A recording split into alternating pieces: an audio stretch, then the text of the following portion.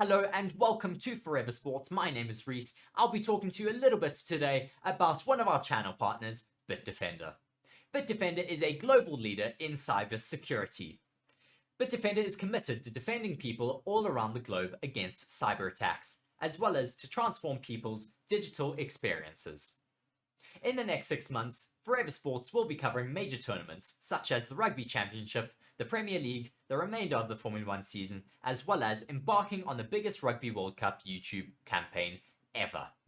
To ensure that these are all a success, it is imperative that the Forever Sports channels and platforms remain uncompromised. And with Bitdefender, we can be assured that our cybersecurity needs are being taken care of. To read more on Bitdefender, please be sure to check the links in the description of our video. Once again, thank you very much to our partner, Bitdefender, for joining the channel. I've been Reece here on Forever Sports. Thank you very much.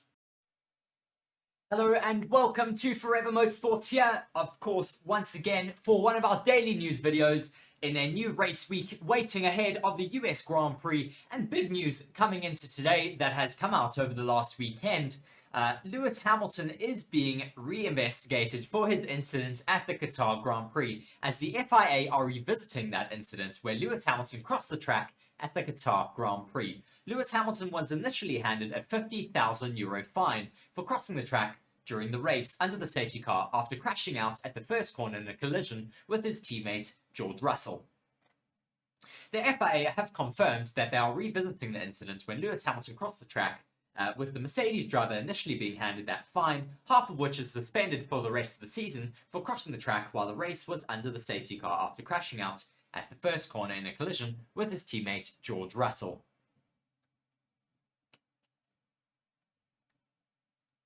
But the FIA have now announced that they are reviewing Lewis Hamilton's conduct. An FIA spokesperson said that the FIA is revisiting that incident in which Lewis Hamilton crossed the live track during the Qatar Grand Prix.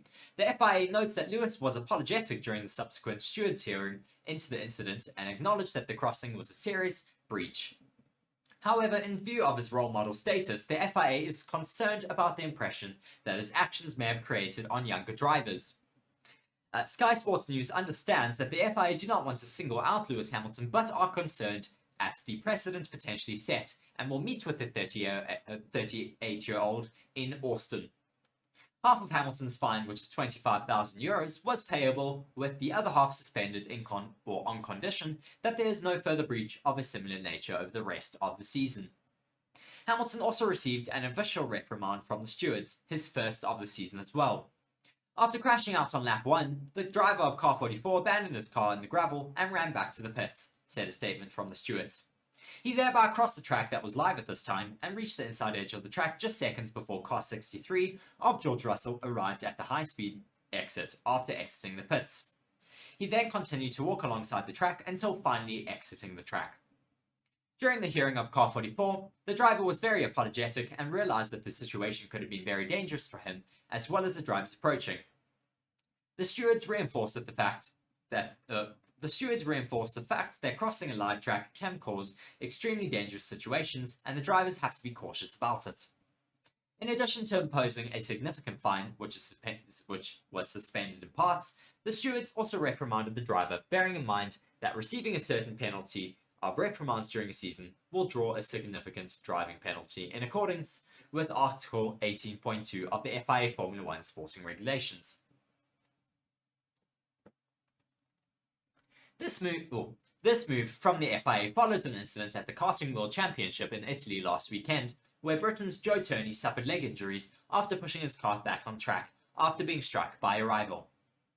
In 1977, British Formula 1 driver Tom Price died during the South African Grand Prix at Kyalami after his car struck and killed an unsighted fire marshal who was crossing the track without permission. This is why the FIA are investigating these incidents from the drivers making their way onto the track. They want to set a precedent for the lower formulas, especially the karting juniors who see what the Formula 1 drivers are doing and really do try and replicate that. And unfortunately, they are going to try and set a bit of a precedent with Lewis Hamilton, of course, being in the top most sporting category of Formula 1. There's a lot of people that do look up to him. It's disappointing because I thought this was concluded, finished and done, but unfortunately it does look like they are going to be continuing to investigate Lewis Hamilton for that. Just asking you guys, at the moment we have a poll running. Who are you supporting for this weekend's US Grand Prix? 50% going to to Max Verstappen at the moment, and 50% going to other. Do be sure to let me know who you are voting for down in the comment section if you are voting for that other option there. Looking towards this US Grand Prix though this weekend, Haas have planned a Red Bull style upgrade that will be its biggest upgrade of the season. Haas will switch to a Red Bull style car concept before the end of 2023, with what is set to be Formula One's biggest ever season upgrade. The Ferrari customer team has preserved with the car design that features the Ferrari customer team has persevered with a car design that features wide sidepod inlets and high-walled edges, and a sidepod surface that drops down in the middle to create a channel that turns to the rear of their car.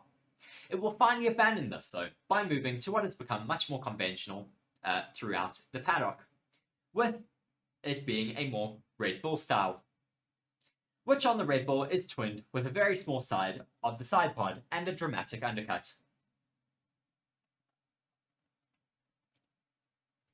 Haas have realised 1 month or so before the summer break that its design concept had hit a performance ceiling, whereas others like McLaren had made significant changes and made big gains instantly. This has prompted Haas to abandon plans to bring regular upgrades to the initial VF23 concept and make a fundamental design change before the end of the year. Expected for this upcoming United States Grand Prix at Austin, in which the team boss Günther Steiner has said would be the biggest change Haas has ever made in a season. The concept of the car will change, go in that downwash direction, Steiner said in the Singapore Grand Prix. You're limited though with your chassis and a few other things as well, but we are trying to do that downwash concept as well, like everybody else has got. He added, we know the direction for next year. We weren't sure. Should we do it this year or not? And then next year we go full on that route. We had to say, let's do something this year, so at least we learn as much as possible for next year on that concept, and maybe learn something for which we can integrate into next year's car as well.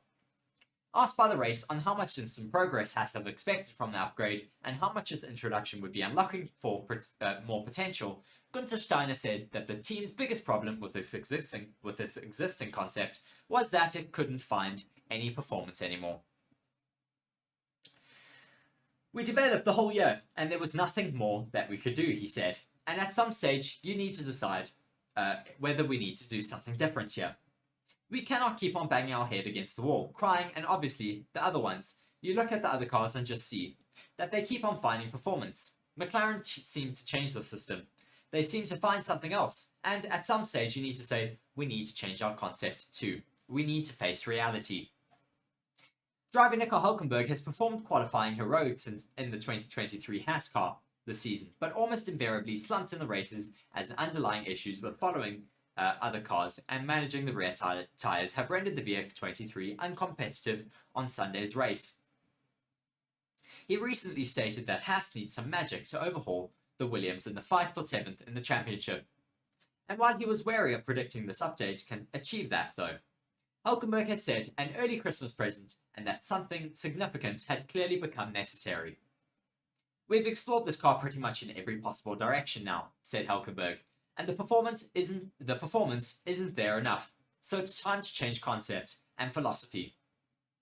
We're also the last team with that kind of philosophy still, and it's clearly gotten overtaken this year, as this year we went on by other teams with other concepts. I guess that says something. He added though, it started to look like a little bit more of a dead end a few months ago, because there wasn't enough coming out of it anymore. The changes coming for Austin though will be a precursor to a bigger redevelopment over the car over the winter season, when Haas can make bigger revisions to the car's architecture, including building a new chassis and revising the suspension. We've got out whatever we could with the downwash option for now, said Steiner of the interim concept. We cannot push it any further for this year. Haas takes all the key mechanical components from Formula One's regulations, allowing from Ferrari's inclusion in a suspension and gearbox, but must conduct all the aerodynamic work itself. Steiner has said though that Haas also make its own important architectural choices, like the radiator placement that required its Ferrari-esque side put design. We cannot change them now, just haven't got the time to change the radiators and those other bits. Your chassis you can change. You can do everything, but it wouldn't work out, says Steiner. I don't think it's down to Ferrari. Yes, their electronic boxes are there as well, but I wouldn't blame Ferrari for that one. Some of the stuff we need to choose to them. Well, some of the stuff we need to go close to them, but like that side impact structure, we could have put it somewhere else if we wanted. But it would be very similar because the concept that we are running now asked for that side impact structure to be where it is. So that's why it is where it is. Very interesting to see that Haas are going to be changing their concept come this Austin Grand Prix. Whether their upgrades will be allowing them to get a little bit higher up in the standings, we'll have to wait and see. It's going to be very interesting to see if they are going to be able to make those instant changes like the McLarens were able to see early on in the season and have that instant success. And I think it would be quite exciting if we do get another car battling it out in the midfield. As we do move on to our next article, speaking about Max Verstappen, who blames Formula 1 for ruining the title celebrations.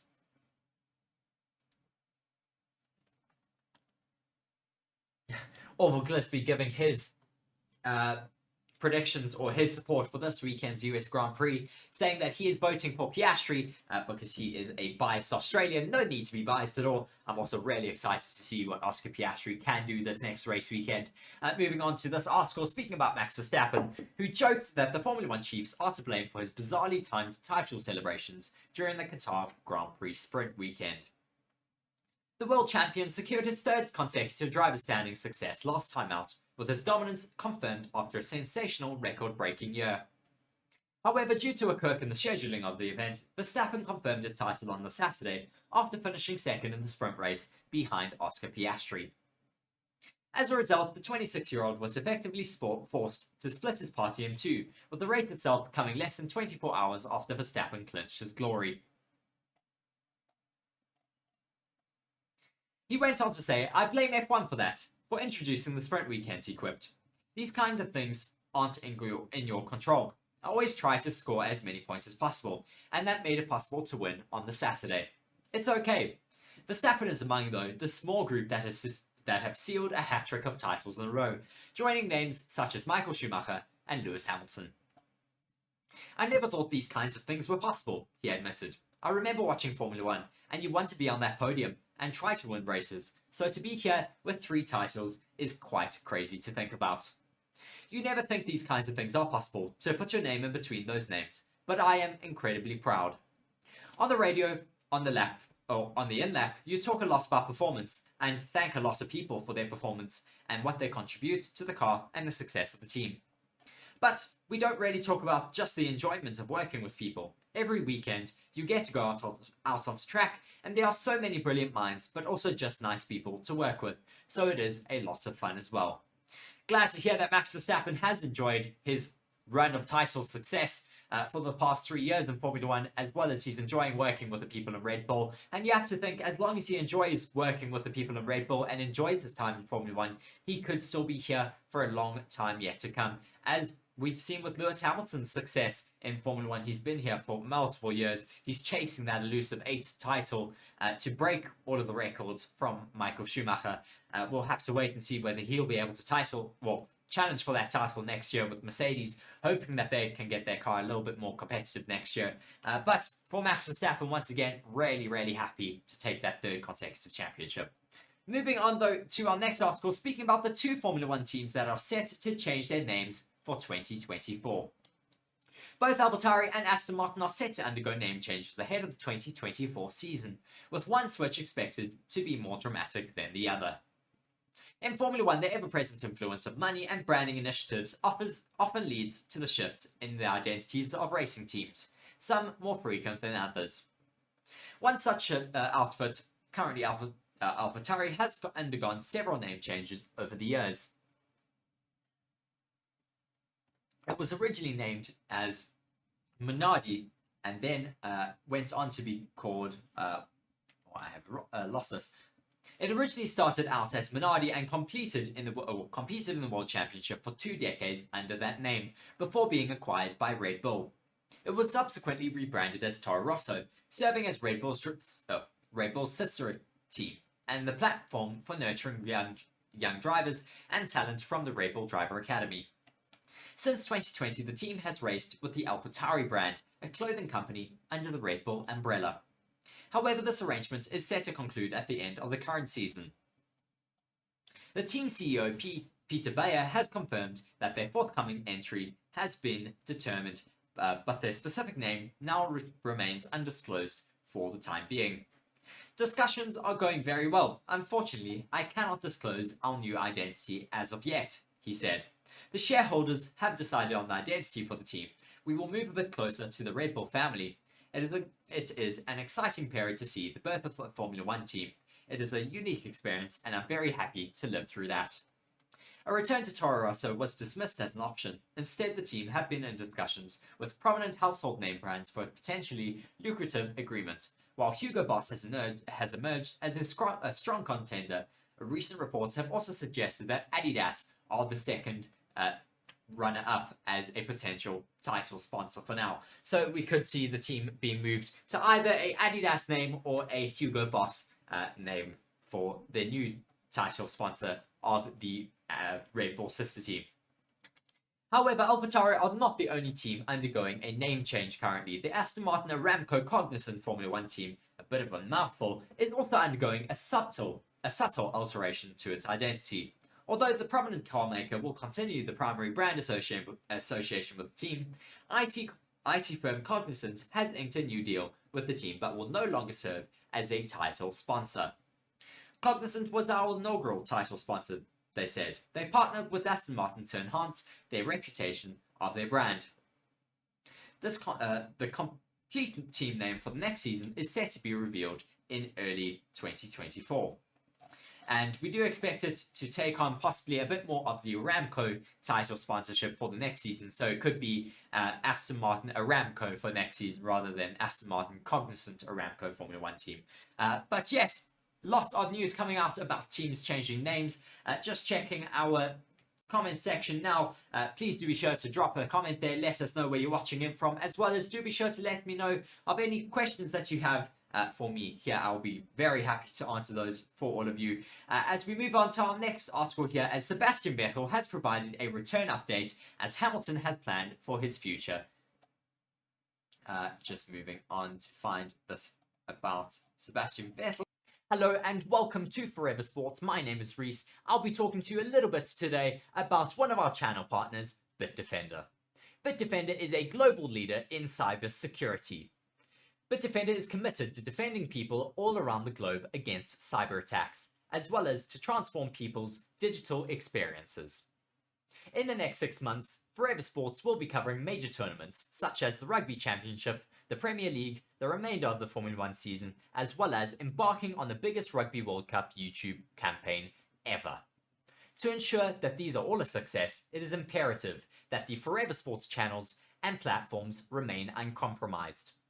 And with BITDEFENDER, we can be assured that our cybersecurity needs are being taken care of. To read more on BITDEFENDER, please be sure to check the links in the description of our video. Once again, thank you very much to our partner, BITDEFENDER, for joining the channel. I've been Reece here on Forever Sports. Thank you very much. If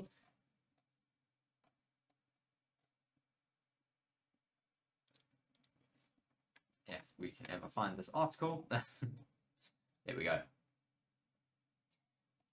Sebastian Vettel issues a key update on his shock Formula One comeback rumour. Sebastian Vettel has played down rumours that he may return to Formula One, insisting he did not retire from the sport, simply to change his mind a year later.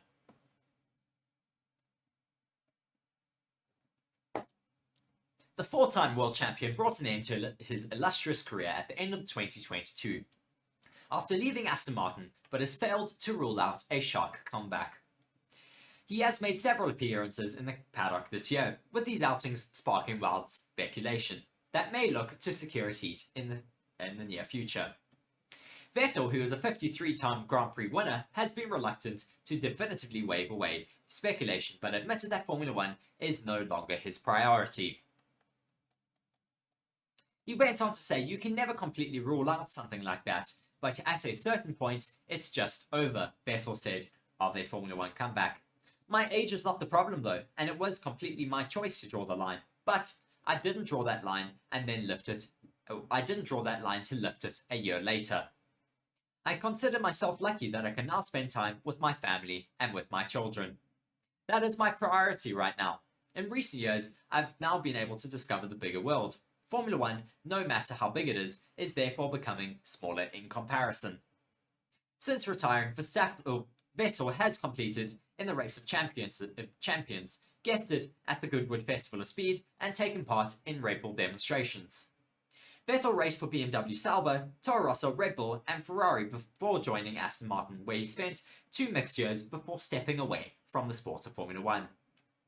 It would certainly be great if we get Sebastian Vettel back in the sport of Formula One. Of course, we have a German team coming back into Formula One with the likes of Audi. Maybe they could be interested in getting him back in a Formula One seat. But unfortunately, you have to think whether a bit more of a eco-friendly team comes into the sport. I don't think Sebastian Vettel would be all that much more interested in getting involved, because his new priorities lie away from motorsport and unsustainable motorsport in general. He wants to do stuff that better the sustainability of the planet. That is his whole motto at the moment, of course, is bringing awareness to sustainability, and just saying that there is a possibility for sustainability in motorsports, as he does run those historic cars on sustainable e-fuels.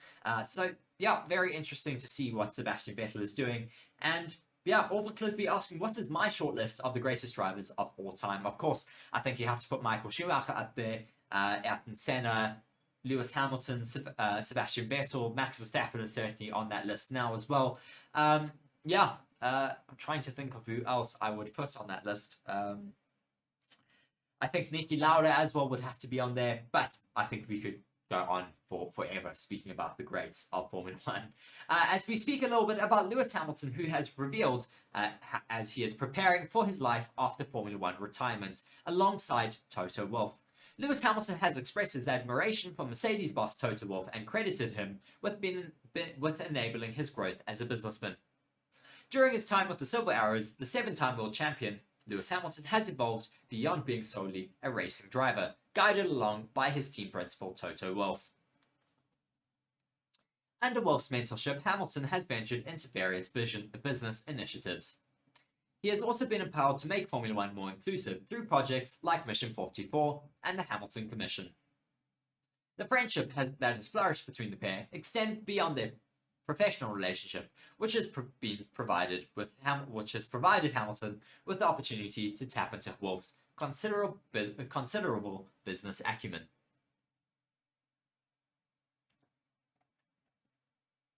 Hamilton went on to say, "We've unlocked so much.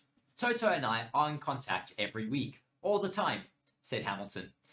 "We're good friends, very, very good friends, and we are teammates. We do a lot of talking about cars, we hang out when I'm back home, we have lunch, and I'm always trying to learn from Toto as a businessman, and he's always massively supportive in that regard.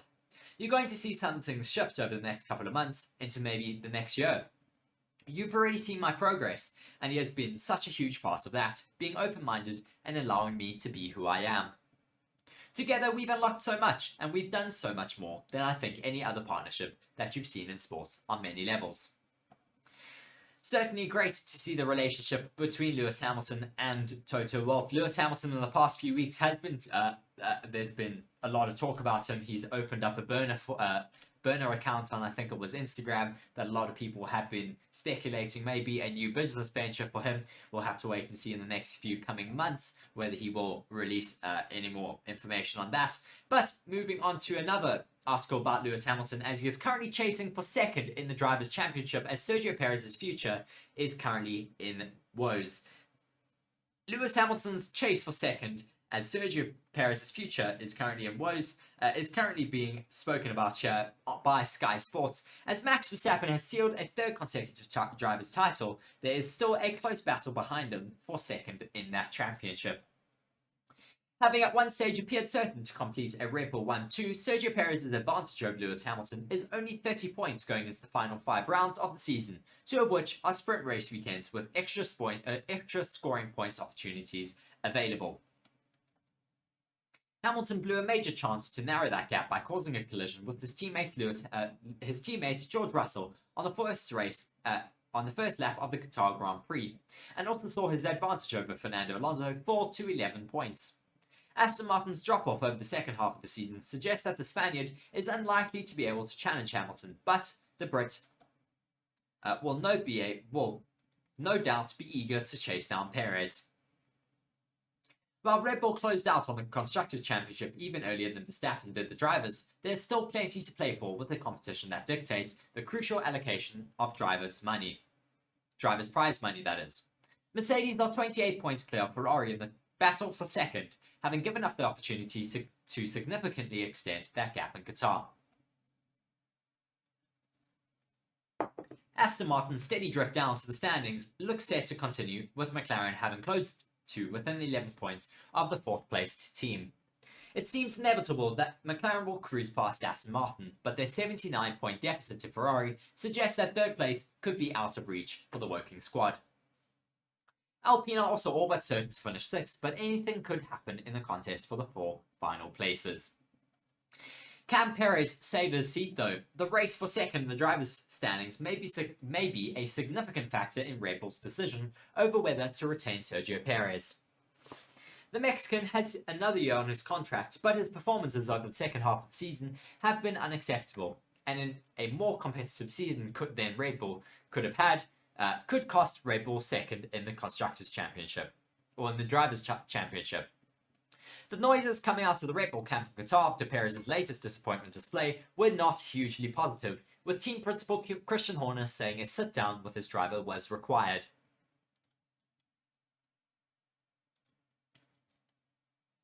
Perez will have huge support at the upcoming races in the Americas, most notable at his home Grand Prix in Mexico, and must use that positive energy to produce some sort of form that he showed when winning 2 of the last 4 races of the season.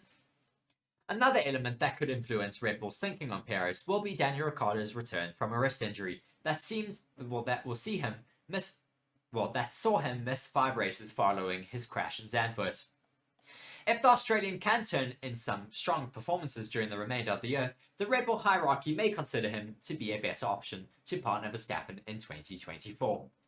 Also under the spotlight will be Logan Sargent, whose Williams seat is the only one on the grid that isn't officially confirmed for next season. So still a lot to fight for in the last few remaining races of the season. We do have a triple header ahead of us. We have the Austin Grand Prix this coming race weekend, then the Mexican Grand Prix, and then I think it is Brazil after that. Then it is Las Vegas, then off to our final race in Abu Dhabi. Still a lot to fight for that second driver's position in the championship. Do be sure to let us know who you think can take that second position, as we have a bunch more people joining us at the moment in the stream. Do be sure to like the video and drop us a comment down there letting us know where you're watching from. Also, let me know any questions that you may have about Formula 1 in general. Moving on to our final article here. Now, as Red Bull have sparked Perez replacement rumours with a throwback photo. Red Bull have sparked wild speculation over Sergio Perez's uncertain future with a seemingly innocuous social media post including Daniel Ricciardo. Perez is embroiled on a fierce battle to retain his seat for next year despite being contracted until 2025, and Ricciardo is waiting in the wings to replace him. According to reports, the Mexican has exhausted the Constructors' Champion's patience, with securing second place his objective over the remaining 5 races. Mercedes' Lewis Hamilton is 30 points adrift, but capable of surpassing Perez, a damning scenario that appears likely to lead to the dismissal of Sergio Perez. The pressure is also growing externally, with Red Bull's online followers making their feelings clear and openly urging Christian Horner to make a drastic change in the team. Christian Horner did come out to say, though, that he does need to sit down with his driver and just hash it out before the next few slurry of races. And what caused all of this controversy or rumor on Twitter was a recent post from the team, which had added fuel to the fire following the news that the Belgium Grand Prix will remain on the Formula 1 calendar until 2025. Red Bull opted to mark the occasion with a throwback picture. However, the photo selected featured Max Verstappen and a former sparring partner, Daniel Ricciardo, a move that led to countless commenters sharing in their confusion. as Perez has no plans to retire from the sport, with these rumors described as a load of nonsense by a source, but should he continue racing next year, it may not be with Red Bull. Ricciardo is set to return for AlphaTauri at the United States Grand Prix, having completed his recovery from a broken hand, and will finally replace Liam Lawson, who had a great set of races as the super sub. Lawson caught the eye during his brief first spell at the top of Motorsport and would respect a trustworthy option for AlphaTauri should they lose Ricciardo yet again. Certainly has been an interesting bunch of articles here today. Could we lose Could we lose Sergio Perez from that Red Bull team? Could we have him being replaced by Daniel Ricciardo? Could Daniel Ricciardo then be replaced by Liam Lawson there in AlphaTauri? Because I think that puts a lot of pressure on Yuki Tsunoda for that seat as well for the future. But a lot to think about before this race weekend in Austin. Certainly going to be very exciting. Do be sure to join us for all of our live streams that we are going to be putting out for this upcoming race weekend. It's going to be jam-packed with another sprint race ahead of us. Do be sure to join us for that. I've been Reece here on Forever Motorsports. Thank you very much for joining me. Thank you to our regulars all there in the comment section. But once again, thank you very much for joining me. I've been Reece here on Forever Motorsports. Thank you very much for joining us. Cheers.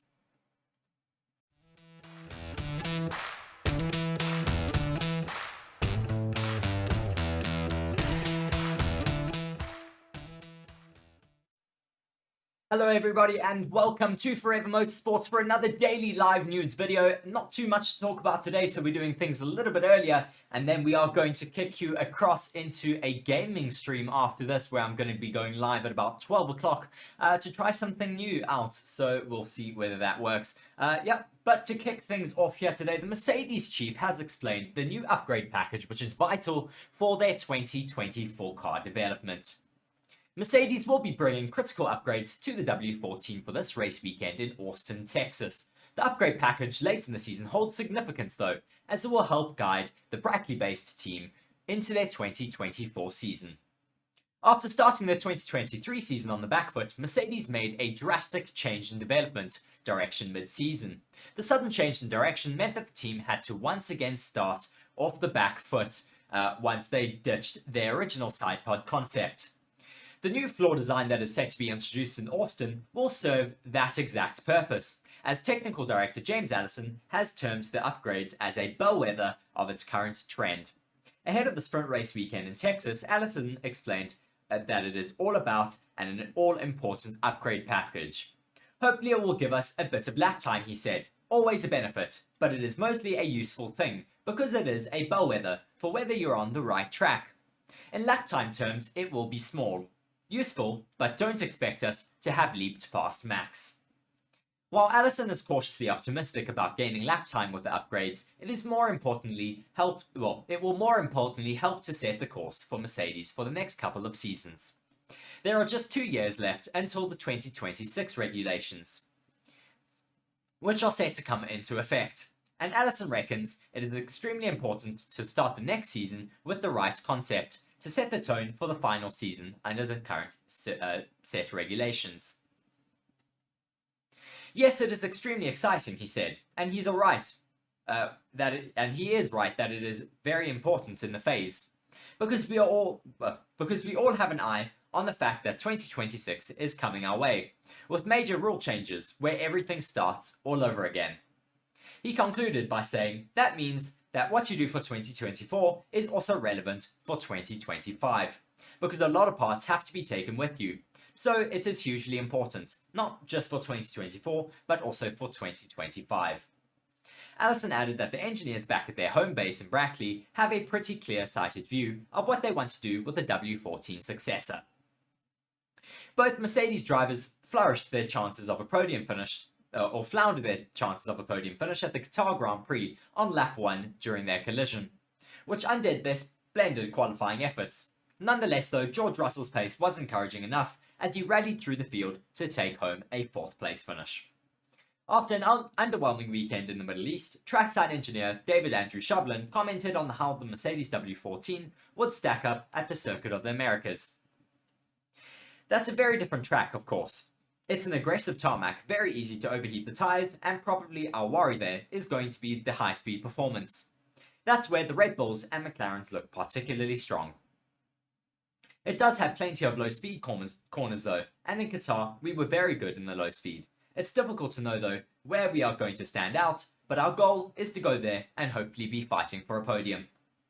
Mercedes currently sits second in the standings, 28 points up on Ferrari, with 5 rounds left in the season. Most critically though, Lewis Hamilton is still chasing down Sergio Perez for second in the Drivers' Championship. There's 30 points difference between them. Of course, last weekend out in Qatar should have been a weekend where Sergio Perez was able to extend that points lead, but he, of course, did not have a great race weekend there, receiving multiple track limit penalties, which meant that he finished down, I think, in only 10th place.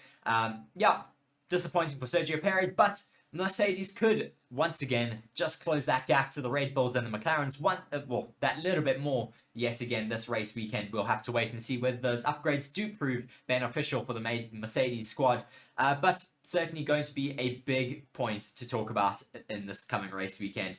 Looking though a little bit more news about that incident of Lewis Hamilton's at the Qatar Grand Prix where he crossed the track, as Max Verstappen has now been dragged into the Lewis Hamilton FIA review debate over F1 track crossings. Max Verstappen has been dragged into the debate surrounding the FIA's decision to revisit an incident involving Lewis Hamilton at the Qatar Grand Prix. On Sunday, Formula One's governing body, the FIA confirmed that it would be reassessing a penalty for the F1 7-time world champion, who received that penalty for crossing a live track without permission during the Sunday's race in Qatar. Hamilton was fined €50,000, with half of it suspended and given a formal reprimand for crossing the track under safety car conditions, following his dramatic first corner collision with teammate George Russell.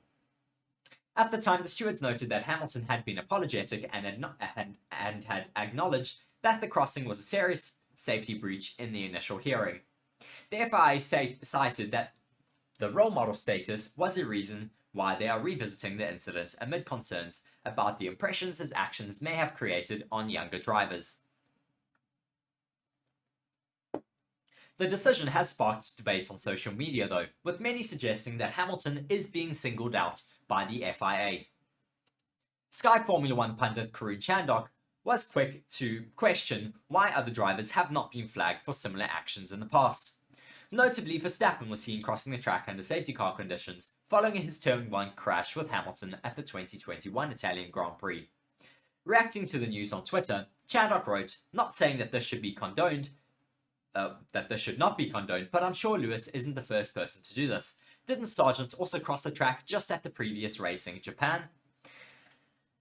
Bit odd to talk about precedent when other people have done it before." He then added, "Max at Monza 2021 is another example that I can think about." Certainly it is a bit of an odd one that Lewis Hamilton is being the only driver singled out at the moment with these incidents. As the TC says there in the comment section that the FIA is the most inconsistent sports authority in the world. They certainly do seem to be, and I've been calling out during our racing streams for more consistency with the stewards at every single race weekend.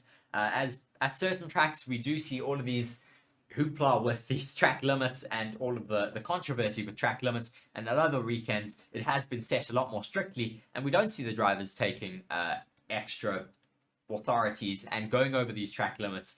But yeah, it's difficult to rule upon and difficult as a Formula 1 fan to see all of this, and I really thought it would have been done and dusted after the fact that they had given him his fine and concluded that investigation into him, and now that they seem to have reopened it, it does just seem to be opening a can of worms.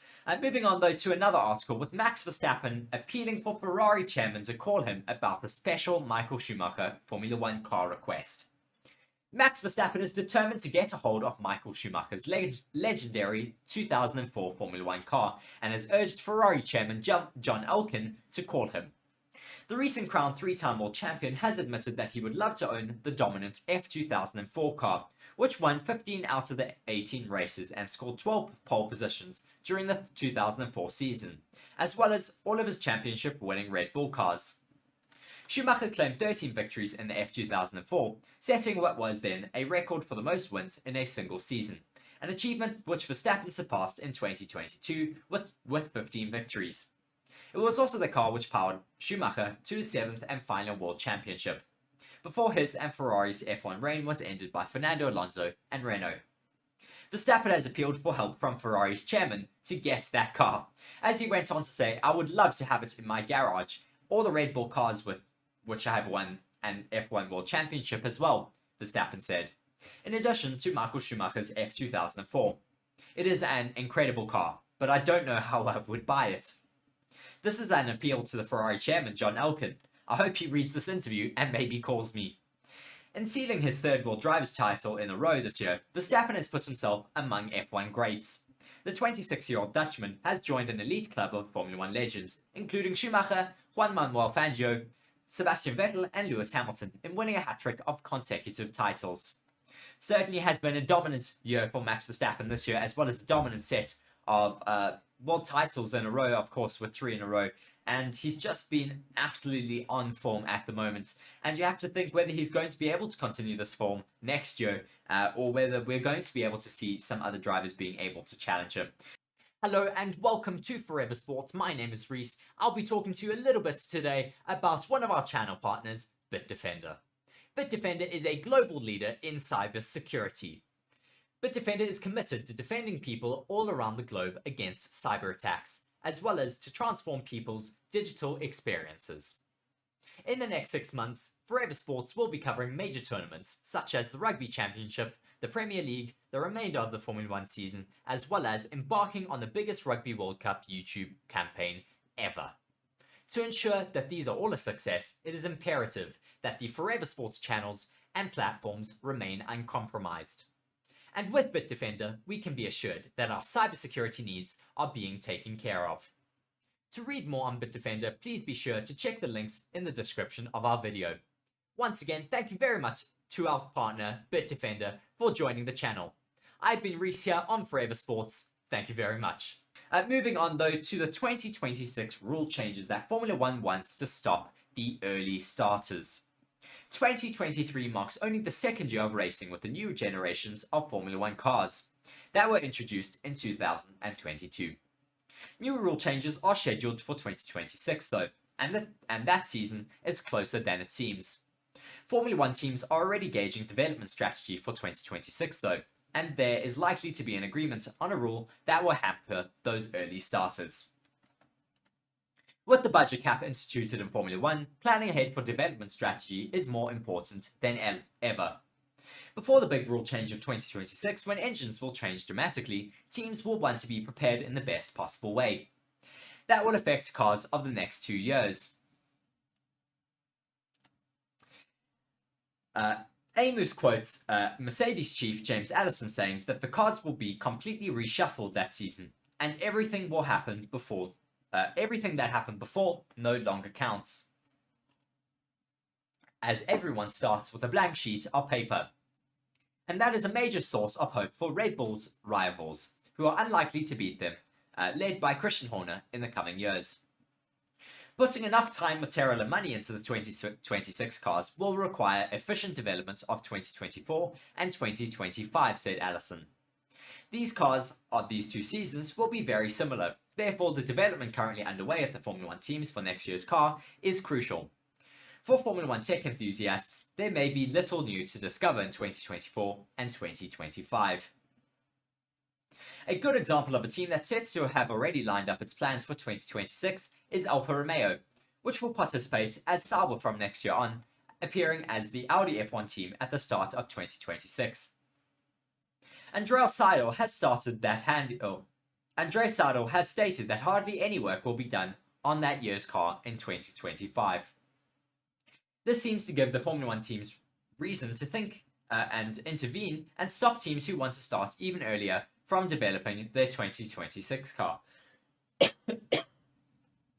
The medium writes that the Formula 1 team's technical chiefs have held consultations in recent weeks on the development of the 2026 car. A majority reportedly agreed that the aerodynamic development of the 2026 car in their wind tunnel should not begin before 2025.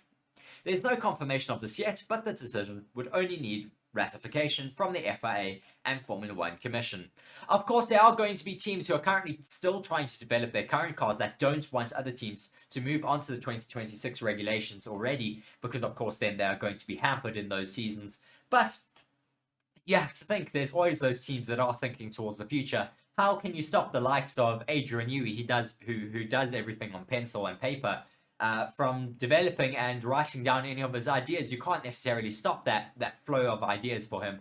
And in certain situations, you can't stop people from developing and thinking about the future. So it's going to be very interesting to see how they do limit the amount of development that teams are going to be able to do before 2026 and before those new regulations do come into play. With one of the final articles that we have here today, as it is a bit of a shorter news show here for you guys, as we are going to be doing a gaming stream a little bit later. Just checking in the comments here, as we still have TC there, and not too many of you guys, but still a lot of interesting news coming out here today, as AlphaTauri have been called out by Rodin's Dicker, as he says that the valuation is commercially unviable for Formula 1. Rodin Cars founder and prospective Formula 1 entrant David Dicker says that the $1 billion valuation put on AlphaTauri by Red Bull is commercially unviable. Dicker, whose recent application seeking an entry into Formula 1 in the name of Rodin was rejected by the FIA, and has now revealed that he held tentative talks with Red Bull over the acquisition of AlphaTauri. However, the $1 billion price tag slapped on the Faenza-based outfit makes little sense in Dicker's view, the Kiwi calling the team's value proposition weak. Well, I did have some talks about buying AlphaTauri, but the price is commercially unviable, as far as I can understand it, Dicker told Racer. You've still got to look at these things in commercial terms, and the Formula 1 guys are experts on the motorsport side, but on the business side, I'm not so sure. I've had a few people talk about this and that, but nothing tremendously concrete. I do have a couple of things that I might be getting a bit more info in the next week or two about some possibilities there, but the value proposition is weak. Dicker admitted to feeling upset that the FIA rejected his Formula 1 project, but the 69-year-old tech entrepreneur isn't giving up his motorsport ambitions, hinting that he has another idea in the pipeline. I do have another project that I'm working on, he said. It is quite interesting and exciting, but I can't talk about it quite yet because I still haven't got it. But let me put it this way, I'm pretty upset about not getting into Formula 1, so I'm not just going to walk away and sulk. That's just the way I am. I mean, you want to do things, and that's what life's about. You just try to do them, and if you can't do it one way, then look for another way, or other things, or other ways of doing it. Dicker, who acquired a majority stake in Carlin at the beginning of the year, reveals he was also a potential bidder when Williams was on the market in 2020. He says that he also engaged in discussions with both Sauber and Haas in the past regarding potential investments. Well, I would buy a team if I thought there was a viable route, but paying 800 to 900 million for AlphaTauri would probably not be considered commercially viable. But you know, just got to see if there's possibilities, he said. I made a mistake when Williams was for sale, because I could have bought that pretty easily, and I didn't read the strategic landscape correctly. And that, with the way that we made the bid, which in hindsight was an obvious mistake, but that's how it goes. I had a lot of talks with Williams about buying the team, saw all the numbers and sat through presentations, and made them an offer and everything. I've had a few guys talking about other teams from time to time, mostly Sauber and Haas, which have been more or less on and off the market for years, and could have been probably bought for much lower numbers. That made a lot more sense, and like I said, I probably screwed that up. Interesting to see that there are still teams possibly on the market for the future, but we'll have to wait and see if David Dicker does get a team on the market and does get it for the right price. Of course, AlphaTauri are, you have to think, no longer on the market because they seem to be getting a title sponsor for next year. But we'll have to wait and see what does happen with all of those teams and with David Dicker in the future. Certainly very, very exciting for the Formula 1 landscape in the future. We'll have to wait and see what does happen with all of that. But as I said, very, very interesting to see what is happening at the moment in Formula 1. Thank you very, very much, though, for joining me here today. We are going to push you across to that gaming stream that is going to be starting at 12 o'clock. So do be sure to join me there. As I see, we have Orville Clisby there in the comment section as well, saying it is all very political in Formula 1. Of course it is. It is always a bit crazy in terms of the politics that does go on. But yes, thank you very much for joining me here today. I've been Reece here on Forever Motorsports. I will be joining you shortly at 12 o'clock for that gaming stream. Do be sure to join me in the comment section. I'd love to hear all of you guys alongside with me. And yes, I see TC says she will join me, or they will join me a little bit later. Thank you very much, though. I've been Reece here on Forever Motorsports. Cheers.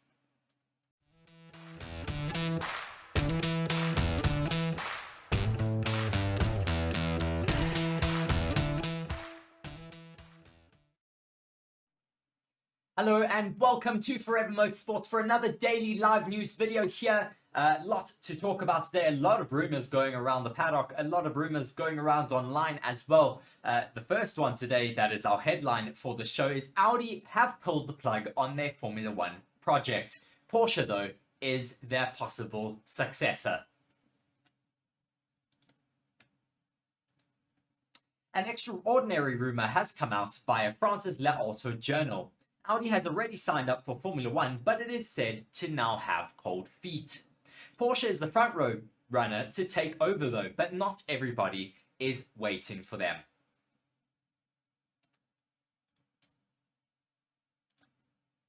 From 2026, Audi will step into Formula 1 with all of its might, step by step with the Sauber team, which will be brought out, and in 2026, Audi will also supply the engine to the team, a big step for the German manufacturer. And they are starting to realize this internally as well. At least that is the story appearing in the French media.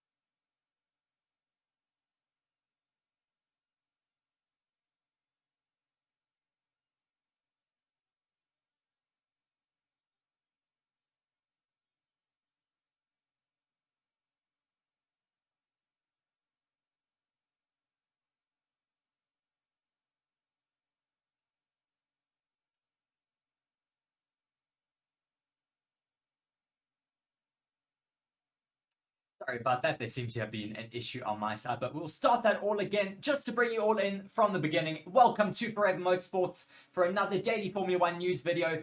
Sorry about that small issue from our side, but we are back up and running again. But we will go over our title for this video and the big news article for today. Audi have reportedly pulled the plug on their Formula 1 project. A lot of rumors going around the grid at the moment, a lot of rumors going around on social media as well, that Porsche are going to take over the Audi Formula 1 entry. In the rather unexpected comeback, Porsche could find itself to be a part of the Formula 1 grid in 2026, after supposedly taking over Audi's Formula 1 operations. That means that all of the work done by Audi so far will be taken over and rebranded with Porsche badging. Towards the end of last year, Porsche put its Formula 1 entry plans on hold after discussions with Red Bull didn't find success, reportedly due to the Zuffenhausen manufacturer's unreasonable demands. With this in their rear view, the Milton Keynes outfit signed a deal with Ford as their official powertrains partner for the future, replacing Honda. In Audi's case, though, the brand began preparations to enter Formula 1 from 2026 onwards, through the Alfa Romeo Sauber team, which is set to be rebranded to the name Sauber for only 2.5 years until the Audi takeover in 2026. But not everything has been going smoothly with Audi. after a premature exit of their CEO, Marcus Duesman, who was reportedly responsible for bringing the company's Formula One project to fruition. Unfortunately, though, his successor, Gernot Döllner, isn't as enthusiastic about the rapid growing sport. In fact, though, according to an internal source at Audi, he is even ready for a backtrack from the Formula One project. As per reports, the VW Group would still continue its plans to be a part of Formula One in 2026, but without the Audi badge. In a surprising twist to the story, the Audi Formula One project is rumoured to be taken over by Porsche, and that means Porsche would have to redo any of the homework done by Audi. It would simply it wouldn't have to redo any of the homework already turned in by Audi. It would simply take over the work done by the colleague team and rebrand it with its own logo. To further direct resources into Formula One, Porsche would abandon the Formula E project by the end of 2025. The idea of an abrupt Porsche takeover would definitely make people raise their eyebrows and open their mouths in awe.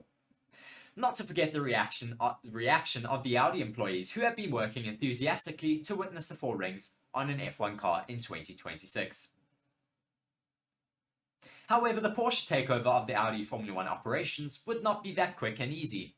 There is a long due process that goes behind the scenes to rebrand all work that has been done so far.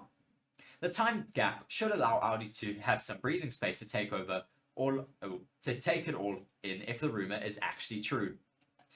Certainly a lot of speculation going around about that. Certainly a bit disappointing if Audi are set to walk away from the sport. We don't want that to happen. But it certainly could be an option for the future if Audi are reportedly not so excited or interested anymore from taking over or taking that step into Formula One. I would certainly be upset, but at least we'd still have the German manufacturer of Porsche coming into the sport reportedly if Audi are set to walk away. Orville Clisby just says it's just a logo swap under the same auto group. Essentially it is, but yeah, I'm a major Audi fan, so it would be quite sad to lose them from the sport. But nonetheless, would be quite exciting to have Porsche in the sport nonetheless. Moving on to more Formula One rumours, though with Sergio Perez reportedly denying rumours going around the paddock that he could be announcing his retirement at the Mexican Grand Prix. As I say though, this is just a rumour, and a rumour circulating on social media about the retirement of Red Bull driver Sergio Perez has been categorically denied by sources close to the driver. A detailed rumour about the Mexican announcing his retirement from the sport at the upcoming Grand Prix in his home country later this month has been gaining traction on social media. After a season where Sergio Perez has trailed his teammate Max Verstappen by a distance since the fifth race in Miami. The post, which was first seen on social media website Reddit, claims a former high-ranking commercial employee of one of Sergio Perez's sponsor, Escuderia Telmex, spoke at a dinner following a test day at a racetrack and said that Red Bull had told Perez they will not be keeping him for 2024, and that the decision was communicated during the Japanese Grand Prix. The post also claimed that a celebration would be prepared in honour of Sergio Perez during the Mexican Grand Prix, celebrating the driver's storied Formula One career. Perez's retirement is surely not imminent, but is certainly coming closer. GP fans also asked a source close to Perez about the claims, and they said that reports of an impending retirement announcement were a load of nonsense. That would tie in with the remarks from Perez 6 weeks ago that he would race through 2026 at least, before looking to wrap up his Formula One career. I want to keep going, at least until 2026, when the new set of rule changes comes into effect, and experience how much I can enjoy with these new set of rules. From then on, I'll decide what will come for me in the future. Looking at these rumours on Twitter, it said there that not an actual dinner party, but easier for the title. A few days ago, several people were testing some race cars at a local track. After the day the track was over, the guys' group joined our group and we all went to dinner. And he said, I don't know this person personally, but he works for Escuderia Telmex, and he went on to say that Red Bull has told Sergio that they will not keep him for 2026 or 2024, breaking that existing contract. Nothing new in Formula 1, and there are no seats available. Only one confirmed is Williams, and pretty much going on to what we said throughout the remainder of our article. Sergio Perez, though, has himself recognised that Verstappen, who has run away with this title in 2023, has had a special season, remarking that he believes his teammates' championship run to be only one of the best of all time. This year, my objective is clearly to be second place, indicated Perez. Next year, I want to improve and fight for the title. That is my goal. You have to think, if Sergio Perez can fight for the title next year, then certainly he does have a little bit more traction in that Red Bull seat. At the moment, though, he is still fighting for that second place in the Drivers' Championship. Lewis Hamilton in that Mercedes is certainly closing down on that points haul at the moment. There's only about 30 points between them right now. And if Sergio Perez doesn't get that second place in the title, then you have to think his seat may be under a bit more pressure for next year or 2025. But nonetheless, we do expect Sergio Perez to be in that seat next year. It would certainly be a major shock if he did come out and announce his retirement in the upcoming Mexican Grand Prix. Just having a look in our poll at the moment, do you think Sergio Perez will lose the Red Bull seat? 67% saying yes and 33% saying no at the moment. Do be sure to vote in that poll if you haven't just yet. But yes, very interesting to see what all of you guys think there in that comment section. Do be sure to drop us any questions or any extra comments down there for us. As we move on to the next article, Mercedes Formula 1 drivers have been taking time away from the races to rank their Formula 1 problems. Mercedes Formula 1 drivers Lewis Hamilton and George Russell have dedicated time away from the fractious race weekends to rank their car problems to help find fixes for the 2024 season. Amid the 8-time Constructors' Championships champions' ongoing ground effect struggles, Technical Director Mike Elliott and Chief Technical Officer James Allison swapped roles back in April. Allison has alluded to this change leading to a shift in how Hamilton, who has cited a constant improving process, and Russell are involved in the work back at the Brackley factory. He reckons that while the team has more access to its drivers at races, the pair have put aside time for us in slightly cooler environments of home to rank their grievances. He explained that the race weekends you get your greatest access to the drivers because you're with each other for multiple hours.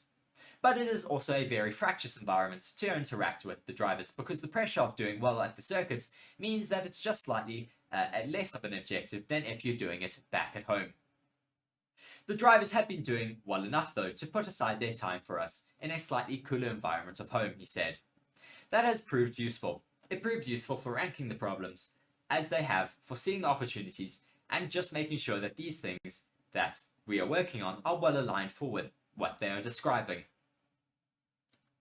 Hamilton has previously expressed his discomfort with the seat position of the W14, which is further forward relative to its rivals, making him less confident with the rear axle of the car. Russell, meanwhile, has moved forwards to a softer setup in recent rounds, something he credits with improving his qualifying performances. Allison added that Mercedes has been charting a path and has a very clear idea of the areas it must address for 2024. Even if this might be overlooked from the outside world, given that the team has not made the in-season progress of McLaren. He continued to say, I feel that all of us have a pretty clear-sighted view of what we want to do with the car. This championship, while we haven't really made the progress that McLaren have, we have nevertheless been charting a path through the season that gives us a very clear idea of what we need to put right. So that makes next year's car very exciting to look forward to, and this period of this year extremely enjoyable.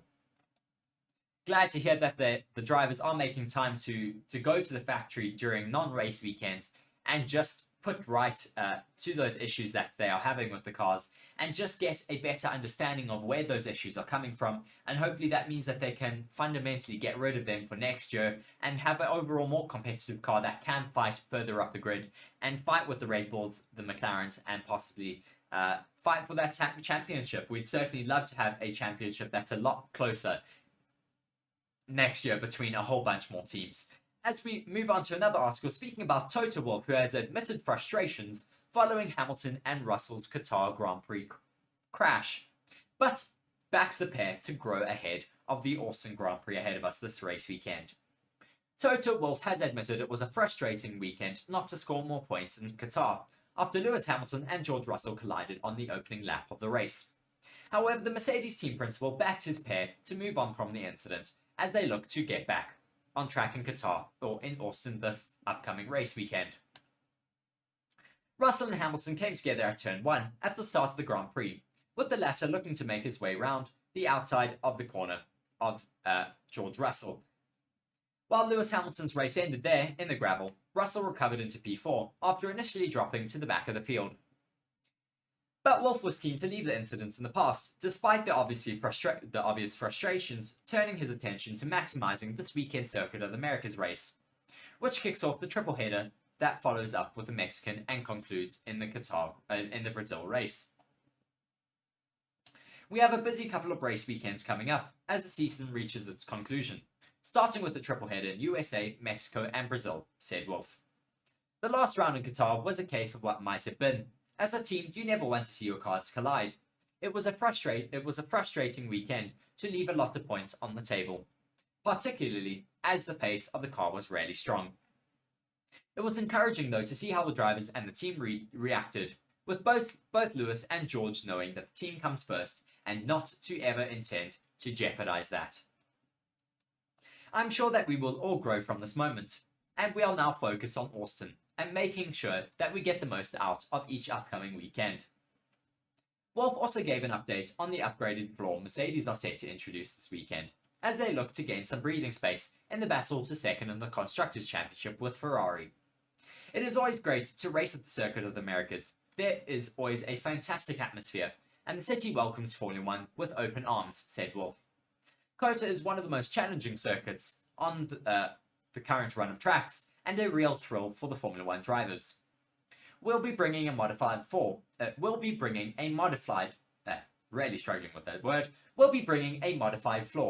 which is the last significant update we will take to the track this year.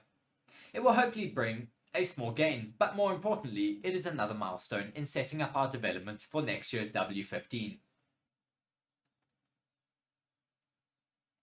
The battle for second in the Constructors has become more intense in recent races, and we will need to keep our heads down and keep pushing and aim to score as many points as we can to increase our advantage. Second place Mercedes currently lead Ferrari in the Constructors' Championship by 28 points, with 5 races and 2 sprint races left of the year. So certainly a lot more potential to score points before the end of the season, and certainly a lot more points to score before that Drivers' and Constructors' Championship is wrapped up in Abu Dhabi. Moving on to one of our final articles here. This was the title for the video, and then we did see those rumours going around about Audi, and this rumour, or this new article that has come out, speaking about Patrick Mahomes, Travis Kelce, Anthony Joshua and Rory McIlroy, who are among a host of sports stars to join Alpine's investor group. Alpine and Auto Capital have welcomed some of the world's biggest sports stars as new strategic investors into their €200 million fund, including Patrick Mahomes, Travis Kelce, Rory McIlroy and Anthony Joshua. Auto Capital have welcomed these new partners into its existing group of premier investors in Alpine, which already included Redbird Capital Partners and Maximum Efforts Investments, and also actors such as Ryan Reynolds, who invested in the team earlier this year. Auto Capital have now welcomed new investors into the form of some of the world's best athletes, which include Kansas City Chiefs star Patrick Mahomes and Travis Kelce, world number 2 golfer Rory McIlroy, former heavyweight champion boxer Anthony Joshua, and Liverpool former footballer Trent Alexander-Arnold. I'm thrilled to lead an investor group and join forces with Patrick and the team at Auto Capital on this exciting venture with Alpine, said Kelce. Our shared passion for excellence and innovation forms the cornerstone of this partnership.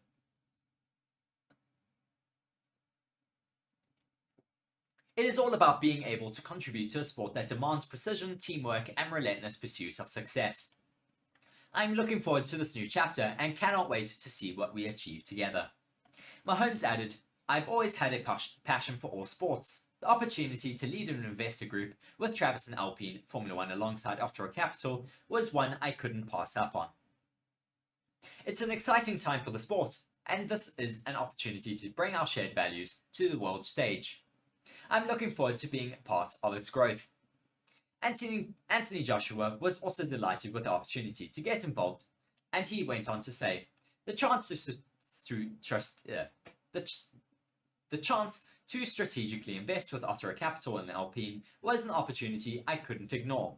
The heritage of the team, mixed with the global growth of Formula 1 as a sport and brand, made this a very serious proposition. I'm excited to start this opportunity with Otro and a great group of fellow investors, and I hope to help the team achieve its full success and potential in the future. McElroy then went on to comment that the passion for excellence on the golf course has led me to admire the same pursuit in Formula 1. Partnering with Otro Capital and Alpine's Formula 1 is an exhilarating venture that unites my love for sports, competition, and the relentless drive to pursue the best. Co-founder of Otro Capital, Alex Schneider, said, "We are honoured at Otro Capital to be joined by this particular group of investors into our Alpine Formula 1 group investment, in partnership with Redbird Capital Partners and Maximum Effort Investments.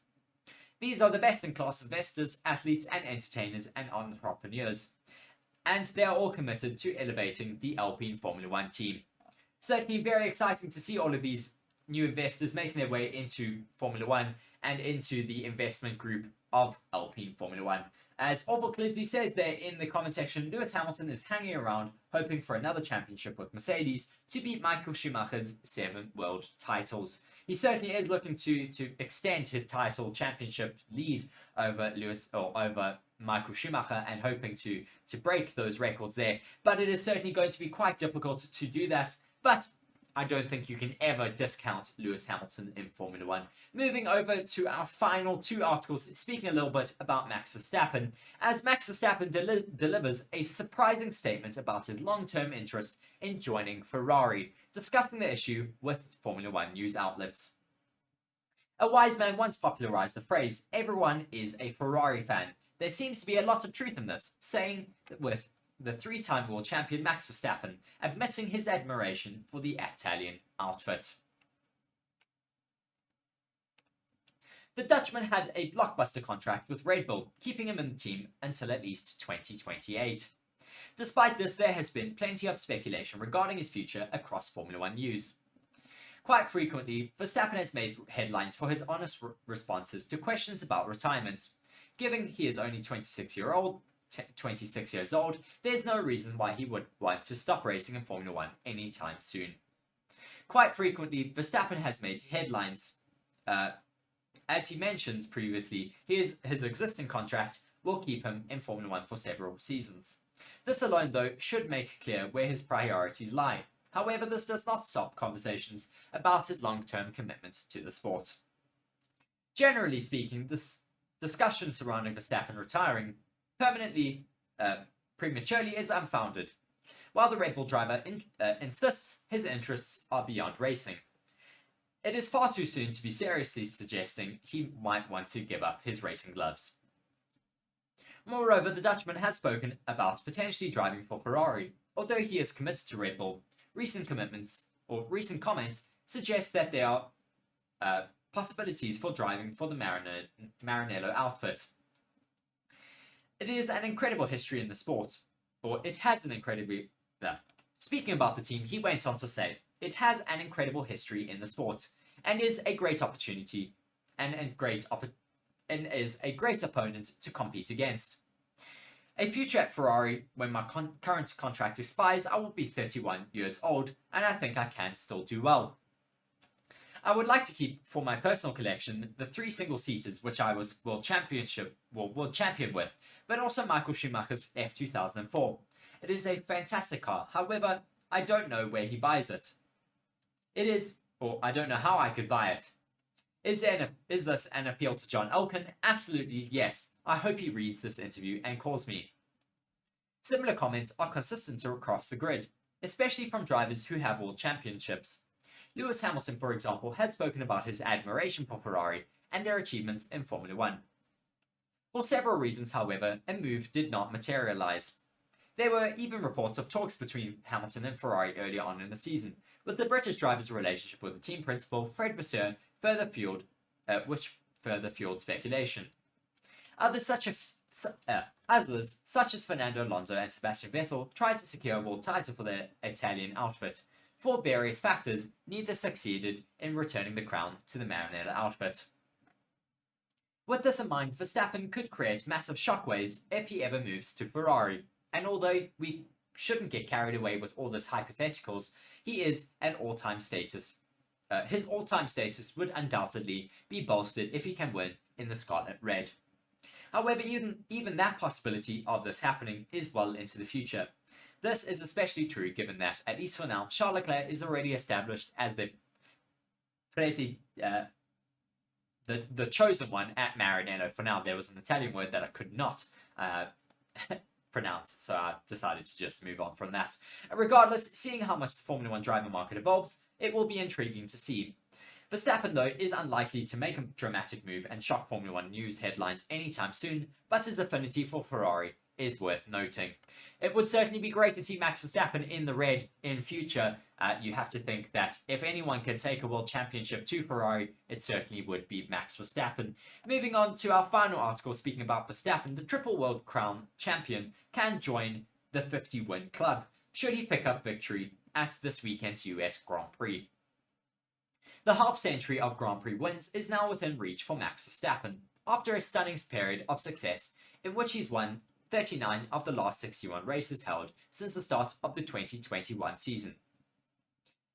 This year, he could go on to claim the first title of his career, and he has quickly added 2 more, as he has ripped up the record books in 2023 and firmly taken Lewis Hamilton's crown as the man to beat in Formula 1. Given the events of the 2021 finale in Abu Dhabi, much of the season has been yet forgotten, and some of the thrilling battles Verstappen and Hamilton have been largely overshadowed. But Verstappen's 18th Grand Prix win on October 2021 was his greatest, firmly putting Hamilton on the back foot and dealing a blow in the title race with a 14-point swing, given the 25 he got for winning and the 18 Hamilton did for second. Austin was generally considered a Mercedes circuit, but Verstappen grabbed pole position on Formula 1's return stateside following the COVID-19 pandemic, with Lewis Hamilton securing second. Given the nature of the run to turn 1 at Austin, with P2 often scything up the inside to take the lead and ferocity of the title race, the odds of both making it cleanly out into turn 1 were slim to say the least. But surprisingly, the duo did just that, with Hamilton leading from Verstappen, as Red Bull elected to stop early with the Dutchman successfully undercutting the Mercedes to regain the lead of the race. By lap 29 of 56, Verstappen was called in for his second stop, leaving him just under half the race to do on a single set of tyres, with Mercedes playing the smart game by keeping Hamilton out to build a fresh tyre offset. He stopped 8 laps later, leaving him 19 laps to chase down the 8.8 seconds or so that separated the two drivers. Rather than going all out and destroying his tyres and leaving no energy to be deployed, Verstappen led the cat and mouse chase with Hamilton to begin the reel, who began to reel in his prey and carve chunks of time out from the deficit. This canny move allowed Verstappen to still have some tyre life in his Pirellis for the final assault, even picking up an assist beginning the final lap with DRS on the pit straight from the lapped Mick Schumacher. The Austin race was a composed, analytical Verstappen. The Austin race was a composed and analytical Verstappen in the mold of peak Hamilton or Fernando Alonso in his ability to lead the race and stick to executing his game plan. In 2021, the season where he took his risk against Hamilton and left his driving left a lot to be desired, such as in Imola in Spain and the collisions in Italy and Saudi Arabia, this was an excellent sign of maturity for Verstappen. It gave him the luxury of a buffer to play with the charge towards Abu Dhabi, and we all know what happened then. Could Verstappen go on to have another dominant victory in Austin this race weekend and go and extend his lead of races and lead in his title championship once again this season. Certainly, he could go on to do that this next race weekend, and you have to think after the run of races that he's had this year, he could certainly go on to take this race win and win number 50 for the Dutchman and write his name firmly into the history books yet again. That is it from me though here today on Forever Motorsports. Thank you very much for joining me, Orville, and some of our other viewers here in the comment section. Thank you very much for participating in the poll as well. I've been Reece here on Forever Motorsports. Thank you very much for joining me. Cheers.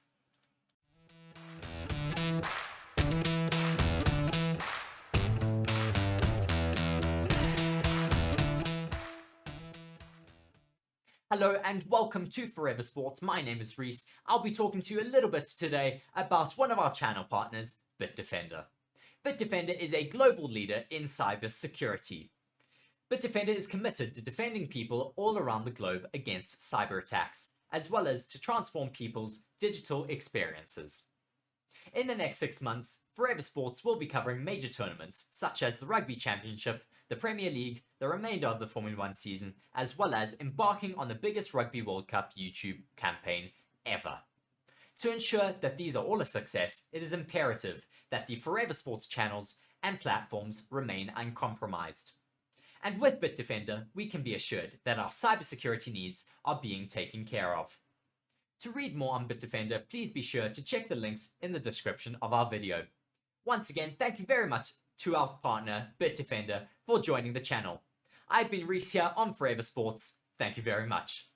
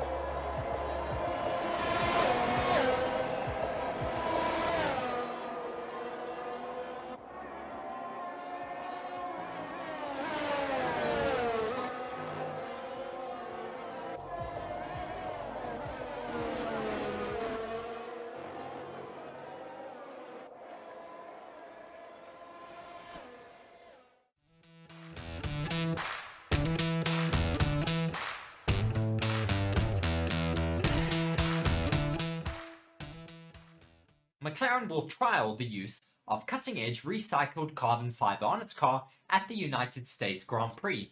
The Woking-based outfit arrives at the Circuit of the Americas, hoping to build off of a strong weekend in Qatar, where Oscar Piastri claimed victory in the sprint race before Lando Norris joined him on the podium in the main race. Working together with V-Carbon, an innovative composites organization, McLaren has sourced materials to create their first-of-their-kind components that will be used on the cockpit's branding panels. It is a step in the team's target of developing a fully circular Formula 1 car by the end of the decade, in line with the sport's own goals and bringing astounding benefits. If just 1% of carbon fiber manufactured across the globe last year was recycled carbon fiber, 32,535 tons of carbon emissions would have been saved. This is equivalent to half of McLaren's total emissions across last year. We're proud to team up with V-Carbon, they said, to lead the charge in sustainable materials, running with recycled carbon fiber at the Austin GP, said Piers Tyne, McLaren Chief Operating Officer. The potential future applications of RCF are hugely exciting. V-Carbon offers up to 80% of carbon fiber original strength, making it strong enough for a variety of applications in Formula 1 and beyond. We will work continuously with the FIA, Formula 1 and fellow teams to help accelerate change in Formula 1. It's very exciting to see that they are trying to trial these recycled carbon fiber materials and composites on their car for this next Grand Prix race weekend out in Austin. It's going to be very interesting to see whether this is going to be beneficial and whether it will be able to be implemented across the rest of the Formula 1 teams in the future. It is certainly a major talking point, a major step in the right direction for Formula 1 because they are wanting to move towards more sustainable materials and more sustainability in the sport of Formula 1 as a whole. So certainly bringing in recycled carbon materials and carbon composites onto the cars could certainly be a major step in the right direction for the sport's sustainability. Hello and welcome to Forever Sports. My name is Reece. I'll be talking to you a little bit today about one of our channel partners, BITDEFENDER. BITDEFENDER is a global leader in cybersecurity. BITDEFENDER is committed to defending people all around the globe against cyber attacks, as well as to transform people's digital experiences. In the next 6 months, Forever Sports will be covering major tournaments such as the Rugby Championship, the Premier League, the remainder of the Formula 1 season, as well as embarking on the biggest Rugby World Cup YouTube campaign ever. To ensure that these are all a success, it is imperative that the Forever Sports channels and platforms remain uncompromised. And with BITDEFENDER, we can be assured that our cybersecurity needs are being taken care of. To read more on BITDEFENDER, please be sure to check the links in the description of our video. Once again, thank you very much to our partner, BITDEFENDER, for joining the channel. I've been Reece here on Forever Sports. Thank you very much. Haas have planned a Red Bull style upgrade that will be its biggest upgrade of the season.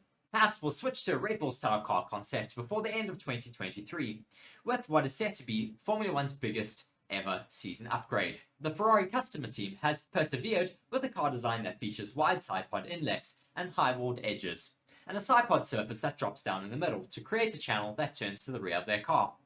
It will finally abandon this though, by moving to what has become much more conventional throughout the paddock, with it being a more Red Bull style. Haas have realised 1 month or so before the summer break that its design concept had hit a performance ceiling, whereas others like McLaren had made significant changes and made big gains instantly. This has prompted Haas to abandon plans to bring regular upgrades to the initial VF23 concept and make a fundamental design change before the end of the year. Expected for this upcoming United States Grand Prix at Austin, in which the team boss Günther Steiner has said would be the biggest change Haas has ever made in a season. The concept of the car will change, go in that downwash direction, Steiner said. You're limited though with your chassis and a few other things as well, you know. But we are trying to do that downwash concept as well, like everybody else has got. He added, we know the direction for next year. We weren't sure. Should we do it this year or not? And then next year we go full on that route. We had to say, let's do something this year, so at least we learn as much as possible for next year. Asked by the race on how much instant progress Haas have expected from the upgrade and how much its introduction would be unlocking for more potential, Günther Steiner said that the team's biggest problem with this existing concept was that it couldn't find any performance anymore.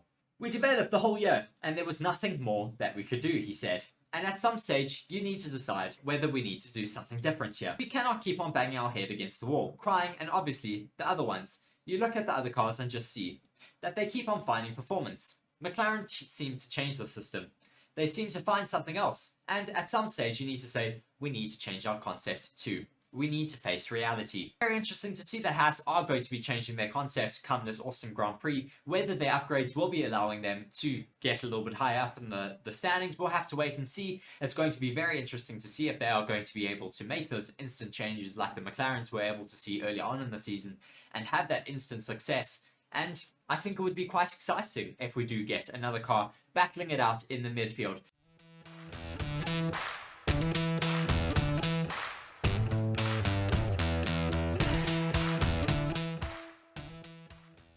Mercedes will be bringing critical upgrades to the W14 for this race weekend in Austin, Texas. The upgrade package late in the season holds significance though, as it will help guide the Brackley-based team into their 2024 season. After starting their 2023 season on the back foot, Mercedes made a drastic change in development direction mid-season. The sudden change in direction meant that the team had to once again start off the back foot once they ditched their original sidepod concept. The new floor design that is set to be introduced in Austin will serve that exact purpose, as technical director James Allison has termed the upgrades as a bellwether of its current trend. Ahead of the sprint race weekend in Texas, Allison explained that it is all about an all-important upgrade package. Hopefully it will give us a bit of lap time, he said. Always a benefit, but it is mostly a useful thing, because it is a bellwether for whether you're on the right track. In lap time terms, it will be small. Useful, but don't expect us to have leaped past Max. While Allison is cautiously optimistic about gaining lap time with the upgrades, it will more importantly help to set the course for Mercedes for the next couple of seasons. There are just 2 years left until the 2026 regulations, which are set to come into effect. And Allison reckons it is extremely important to start the next season with the right concept, to set the tone for the final season under the current set regulations. Yes, it is extremely exciting, he said, and he is right that it is very important in the phase, because we all have an eye on the fact that 2026 is coming our way, with major rule changes where everything starts all over again. He concluded by saying that means that what you do for 2024 is also relevant for 2025, because a lot of parts have to be taken with you. So it is hugely important, not just for 2024, but also for 2025. Allison added that the engineers back at their home base in Brackley have a pretty clear-sighted view of what they want to do with the W14 successor. Mercedes currently sits second in the standings, 28 points up on Ferrari, with 5 rounds left in the season. Most critically though, Lewis Hamilton is still chasing down Sergio Perez for second in the Drivers' Championship. There's 30 points difference between them. Mercedes could, once again, just close that gap to the Red Bulls and the McLarens that little bit more. We'll have to wait and see whether those upgrades do prove beneficial for the Mercedes squad, but certainly going to be a big point to talk about in this coming race weekend. Hello and welcome to Forever Sports. My name is Reece. I'll be talking to you a little bit today about one of our channel partners, BITDEFENDER. BITDEFENDER is a global leader in cyber security. BITDEFENDER is committed to defending people all around the globe against cyber attacks, as well as to transform people's digital experiences. In the next 6 months, Forever Sports will be covering major tournaments such as the Rugby Championship, the Premier League, the remainder of the Formula 1 season, as well as embarking on the biggest Rugby World Cup YouTube campaign ever. To ensure that these are all a success, it is imperative that the Forever Sports channels and platforms remain uncompromised. And with BITDEFENDER, we can be assured that our cybersecurity needs are being taken care of. To read more on BITDEFENDER, please be sure to check the links in the description of our video. Once again, thank you very much to our partner, BITDEFENDER, for joining the channel. I've been Reece here on Forever Sports. Thank you very much. Max Verstappen delivers a surprising statement about his long-term interest in joining Ferrari, discussing the issue with Formula 1 news outlets. A wise man once popularized the phrase, "Everyone is a Ferrari fan." There seems to be a lot of truth in this, with the 3-time world champion Max Verstappen admitting his admiration for the Italian outfit. The Dutchman had a blockbuster contract with Red Bull, keeping him in the team until at least 2028.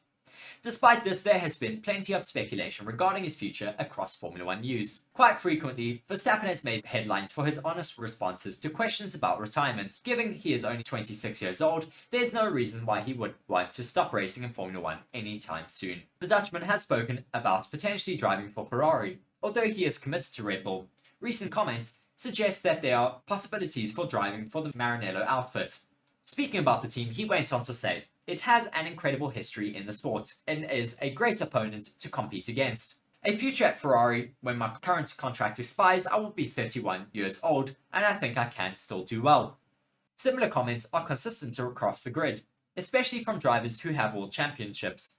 Lewis Hamilton, for example, has spoken about his admiration for Ferrari and their achievements in Formula 1. For several reasons, however, a move did not materialize. There were even reports of talks between Hamilton and Ferrari earlier on in the season, with the British driver's relationship with the team principal, Fred Vasseur, further fueled speculation. Others, such as Fernando Alonso and Sebastian Vettel, tried to secure a world title for their Italian outfit. For various factors, neither succeeded in returning the crown to the Maranello outfit. With this in mind, Verstappen could create massive shockwaves if he ever moves to Ferrari, and although we shouldn't get carried away with all this hypotheticals, his all-time status would undoubtedly be bolstered if he can win in the Scarlet Red. It would certainly be great to see Max Verstappen in the red in future. You have to think that if anyone can take a world championship to Ferrari, it certainly would be Max Verstappen.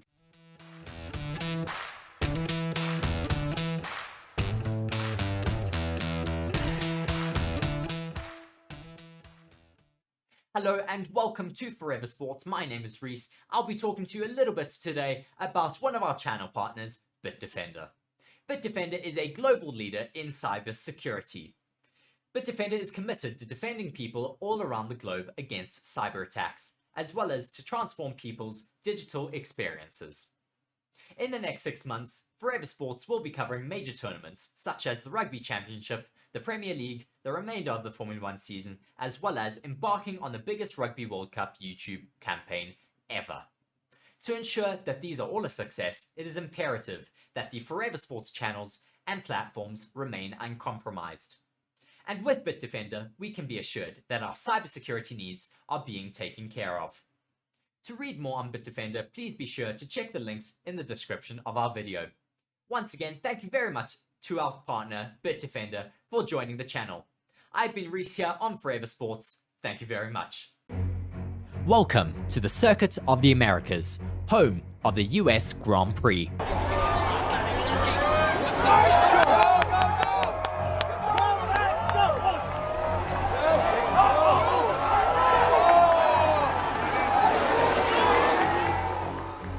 The Circuit of the Americas track, based in Austin, Texas, is a 5.15 kilometer long circuit, made up of 20 corners and 2 DRS straights, in which drivers spend around 59% of the lap at full throttle.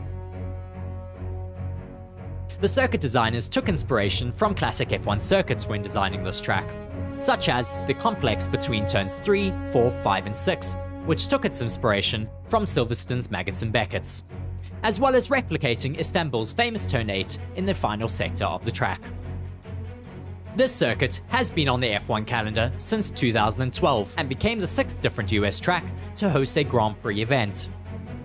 Since its inaugural race, 10 races have been held at this circuit, with 5 different drivers taking the winner's trophy, with the most successful driver around the circuit being Lewis Hamilton with 5 of those race wins. The US Grand Prix has been won from pole position on 5 occasions, with the current lap record being a 1 minute 32 seconds .029 set by Valtteri Bottas in 2019. The other 5 wins have come from second on the grid, while the race has never been won from a driver who hasn't started on the front row. This will make getting the race win around here that much more difficult for drivers who don't maximize their qualifying position on Friday. This Formula 1 weekend has a jam-packed schedule, with FP1 and qualifying on the Friday, the sprint shootout and sprint race on Saturday, and of course, the main event on Sunday.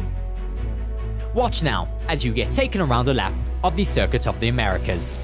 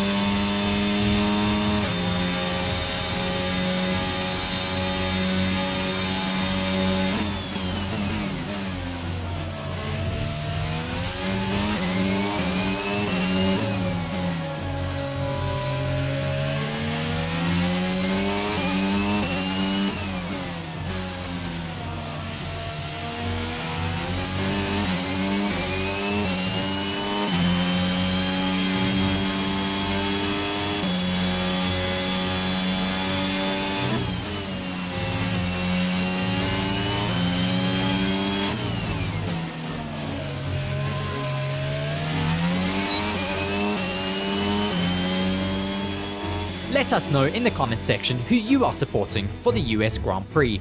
And don't forget to like the video and subscribe to the channel.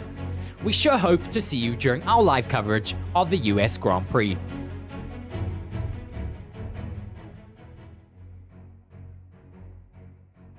Working. Let's just. Oh, I think it is working. Yes. Oh, we are working. There we go. Yes. Hello, everybody, and welcome to Forever Motorsports here. And you're joining me and Reece, of course, here for the United States Grand Prix. And it is very near the end of the season. We do have the confirmed people, of course, for all the various constructors stuff. It's only basically a race for second for the remainder of this Grand Prix season. So yes. We've got lots of watching what happens to second place in the Drivers' Championship and second place in the Constructors' Championship. What do you think could happen this week, though, in terms of that category? We know Red Bull and Max Verstappen are going to be strong. They're probably going to win, but who's going to be second best? Well, last year when we came out here, they certainly enjoyed this track. They have been doing quite well here in the last few years. Max Verstappen, I think, took his title last year here, if I'm not mistaken. So certainly a track that they really enjoy. And we're getting ready for the session to get underway now as all our drivers finally come up over there, as Mark is just getting everything ready for us. But yeah, very excited for this race weekend. A lot in store for us. A lot of teams have brought upgrades to this racetrack. So just getting that last package of upgrades set and in their cars before the last 5 races of the season. This allows them, though, to do some collation between what their wind tunnel testing and what their CFD testing is telling them on their computers before next season, so they can get some sort of testing done for their 2024 cars now in 2023. They're already so far behind in the championship, they may as well do some testing for next year. That's exactly that. Lots of testing now happens for the remainder of the season, and it's going to be interesting as well because you're going to test for the Las Vegas circuit coming up in a couple of weeks, of course. But this is the original American circuit before we had those 2 additional Grand Prix circuits joining on in Miami and Las Vegas. So this is the circuit of the Americas in Dallas, Texas. Very, very hot Dallas, Texas, I'm sure. Actually, although it is a change of season, so I think it should be more or less normal temperatures for everybody. So it shouldn't be too high into high degradation and otherwise. But it's a very difficult track. Well, you say that it shouldn't be high on tire degradation, Mark, but this is one of the most abrasive circuits on the current list of circuits that we go to in a Grand Prix season. Thank you very much. I managed to drop my phone there. But yeah, really one of the most high abrasion circuits that we go to, as I say. So we have to see what's going to happen. Of course, hopefully we shouldn't get a repeat of what we had last time out in Qatar, but I think that was more down to the fact that those different curbs came into play there and were upsetting the sidewalls of the tyre. Yeah, exactly that. So we've got just over 11 minutes left until pre-practice 1 gets going. It is a sprint weekend here. And once again, we had a sprint weekend last time out, and we've got it again. So it will be practice 1 right now. We've got qualifying later this evening. Well, I'm sure most of you are also heading on to the evening. If you're in America, it'll be later on in the day. It's a good time for you. Not so great time for us, especially tomorrow in the sprint race. It's 12 o'clock. Midnight here in South Africa, but really looking forward to this track. I've always enjoyed this track. I don't think you enjoyed it so much in the Formula 1 game, though, Mark. Well, you won the race. But I did win, yes. It's quite difficult. I'm used to winning these days, but I'm a bit like Max Verstappen. Well, maybe because I get taken out. Anyway. So yeah, it's a sprint weekend this weekend. Practice 1 now, qualifying later, sprint shootout tomorrow, followed by the sprint race itself. And the race is on Sunday. And of course, I'll keep trying to work this out. It's the 5th last race. Yes. 5 races left of the season. Yes. This being the 5th. So we've got the American one now, the Circuit of the Americas, followed by Mexico. Then we'll be in Brazil. Yes. Correct. Then it will be Las Vegas. And then we end off, of course, in Abu Dhabi. Yes. Our finale of the season will certainly be going down in Abu Dhabi. One of the most exciting tracks, I think, on the Formula 1 calendar. Gang of 4 saying go Max for today.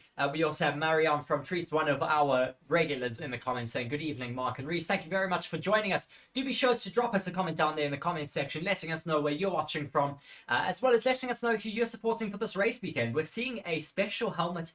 I think that's for Charles Leclerc this race weekend. It's green. Yes, it is green. Very bright. And we just saw a fan there with a poster, which I don't think we'll see anytime soon, but it says, I'm here for a Ferrari 1-2. And we haven't seen that in years. So that would be very fun to see. It would be. Well, I'm trying to think of the last time we had a Ferrari Must have been 1-2 Vettel. finish. I'll have to I think it must have been Vettel's Might time. have been Vettel Leclerc.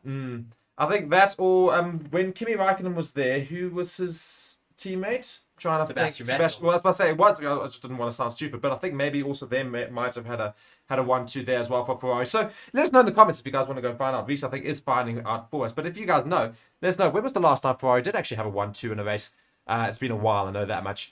So 2022 Bahrain Grand Prix with Charles Leclerc. But that's just Charles Leclerc. Charles Leclerc and I don't think he came first and second in 2022. I don't think that's correct. I think that's just coming up with a different one. So the other thing that we've got to look forward to this weekend, of course, Haas has got a very special livery. It's got a big American flag all over it heading into this Grand Prix weekend, as well as noting lots of upgrades, though, for some of these teams. yes, so lots of upgrades for the teams this race weekend, especially the Haas, who have brought an entirely new concept to this race weekend. They pretty much copied the Red Bulls. We're seeing that downwash effect that we're seeing from so many of these teams now that have come out and adopted these. We've seen this from the Aston Martins. We've seen this from the Ferraris. We're seeing this in a sort of way on the Mercedes. Theirs is a bit of a conglomerate of multiple different designs and concepts. But we're seeing it now on the Haas's as well. Of course, we had a big upgrade on the AlphaTauris, also going towards that Red Bull concept. But we're now seeing it from the Haas team as well, also running a special livery this race weekend. Also notably, the Red Bulls running a special livery around here in the Americas. So, Haas running that special livery. I'm not sure their upgrades are going to necessarily put them anywhere near up. Bahrain 2022 results. Charles Leclerc P1. So yes, actually I do forget P2. Because Ferrari started so well. Race of the season. Yes, that's why we were so excited. That was the last Ferrari 1-2. See, the reason why I always forget that they actually managed to do that is because they managed to capitulate that season in their entirety. They threw that season in the bin, essentially. Yeah, so I did forget that indeed they did actually have a brilliant start, of course, to 2022 in Bahrain with a 1-2. So I'm not sure we're going to see a 1-2 this weekend.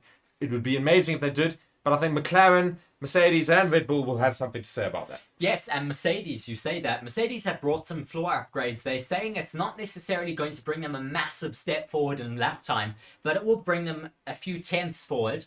It's more looking, as I said already, towards next year, 2024, because, of course, next year, the regulations are pretty much set now until 2025. 2026 is when the new set of regulations come in with Audi as well joining the sport. Well, or possibly not joining the sport. Go and watch my rumour roundup currently on the channel. Speaking about Audi Porsche rumours going around the paddock and on social media. Certainly quite sad if Audi do decide to possibly step I into don't the think sport. they will. They've spent so much money, they must surely be there. But you say that Porsche's a sister team. They could easily hand it over. VW owns both teams. I want Audi there, not Porsche. Just not a chance. I want Porsche there at all.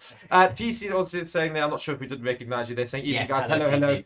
nice to have you here in the comments. Let us know, guys, of course, if you're tuning in, where you're watching from, what you're looking forward to this weekend, who you're backing, who you're supporting, etc., etc., as we are very close to the start of practice 1 year. I'm going to go quickly get a drink. Who's going to take you on? And more to the point, we need a fan because we are baking in here. And I'll be back very shortly. But Reece will take you through and ask him some questions, guys. Grandstands looking very empty, though, here in the Circuit of the Americas. I mean, all of the pit lane stands are empty. All of the stands out in the... well, let me finish this and then you can take it. Thank you. Well, all of the grass stands are quite full. Where people are sitting on the grass banks and all of that. But the rest of the track is looking quite empty in terms of spectators. Maybe they're just waiting for on-track action. But we have only got 6 minutes left until the action does get started out on track. Yeah, just looking forward to this race weekend, though. We've got upgrades from, I've already said, Mercedes. We've got upgrades from McLaren. We've also got upgrades coming for the... who else was it? AlphaTauri, I think, have some small tweaks for this race weekend. I'll have to check on Twitter, but I'm sure some teams are going to be wanting to step up their performances this race weekend. I'm hoping Aston Martin, that was the other team that have upgrades for this race weekend. They have brought a bunch of different upgrades. We're waiting to see what they look like on the car. We're going to expect a lot of teams to try and do as much running as possible in this session because, of course, in the next session, it is qualifying. So you don't have as much time to get your car set up perfectly. It is quite a tricky track. It's a high-speed track, but there are also some really technical sectors, specifically turns 3, 4, 5, and 6, which takes inspiration from Maggots and Beckett's, that complex around Silverstone, the Tilke engineers who have designed the majority of the great Formula One tracks around in the season and around most of the seasons of Formula One, they've designed this circuit, and it's another really difficult one, but really fun for the drivers as well. It's a bit of a roller coaster around here, but yeah, just watching now, we have the titles rolling for Formula One as Nerol Porchita once again joining us in the stream, saying hello guys from Johannesburg. Really hoping Sergio Perez can get it together this race weekend. I'm certainly hoping so as well. There's a lot of rumors going around that he's got ultimatums set in place that he has to, of course, achieve before the end of the season. You'd expect that to be he has to secure that second place in the Drivers' Championship. You'd have to think if he does lose that, then his seats surely would be in a lot of jeopardy, because he essentially has the fastest car on the grid, but he is falling behind in the points right now. And Lewis Hamilton is catching him quite quickly as I get handed a drink there. Thank you very much from Mark. And he's going to go and get a fan now, I think, as well for us. But just looking at some stats about the circuit, 5.51 kilometers. The top speed that we reach around here is 344 kilometers with 20 turns and a huge elevation, mostly in the first corner, of 30.9 meters. The compounds for this race weekend, we expect them to be one of the harder ones, but I'm seeing that they're not. It's a C4, C3, and a C2 compound, probably because the track temperature and air temperature is a little bit lower than what we saw in Qatar last time out, so these tires can handle the heat per se. F123 joining us in the chat. Thank you very much for joining us. Mark's going to come back into frame in a second. Also asking, do you think Haas or Sargent will be better at their home races as they're the home favorite? Looking at the track temperature though at the moment, it is really hot out there. 31 degrees Celsius air temperature, 37 degrees track temperature, Mark. Really quite warm. Yeah, it is quite warm out there, the track temperature, but we do normally see close to 40 degrees on the track, so I suppose it's pretty much normal temperatures for now. Of course, Reece did run you through that. We're very close to the start of practice one. We just see that massive tower, the quite famous tower there of the Circuit of the Americas, with a few people up there looking down. It's pretty much just a metal thing. It's very representative of America because it is basically just a big metal structure that goes straight up just because it wants to look impressive, although not much architectural thought behind it. But nonetheless, it is quite impressive. But yes, I think we're probably going to see Red Bull quite strong this weekend. Yes, I think Red Bull, I mean, we expect every weekend Red Bull to be quite strong. It's going to be difficult for the other drivers to get close to them, but I think that's also what those upgrades are for. Yeah, it's exactly that, trying to get all the upgrades working for them. But also, I do know that we're going to be now testing a lot of things for next season.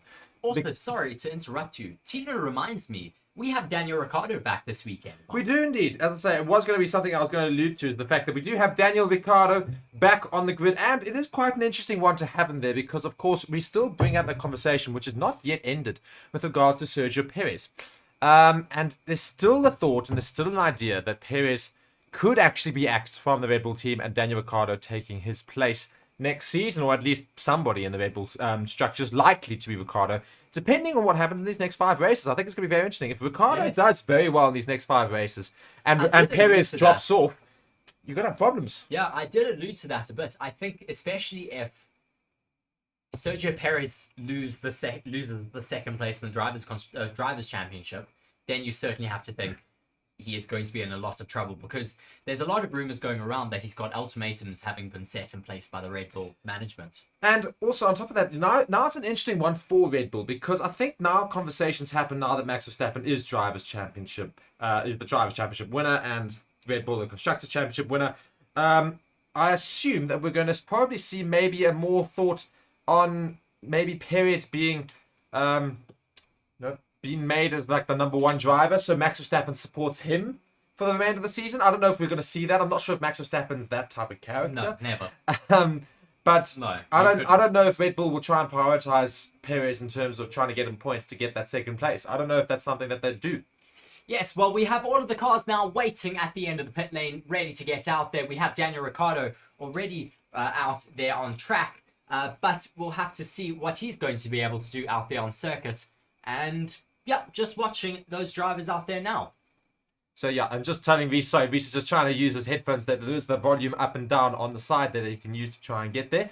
Watching Haas coming up now, starting our pre-practice 1 session, and Muad here asking us, will South Africa win the ICC World Cup? It's a completely different sport, mate, and it's South Africa, they probably won't.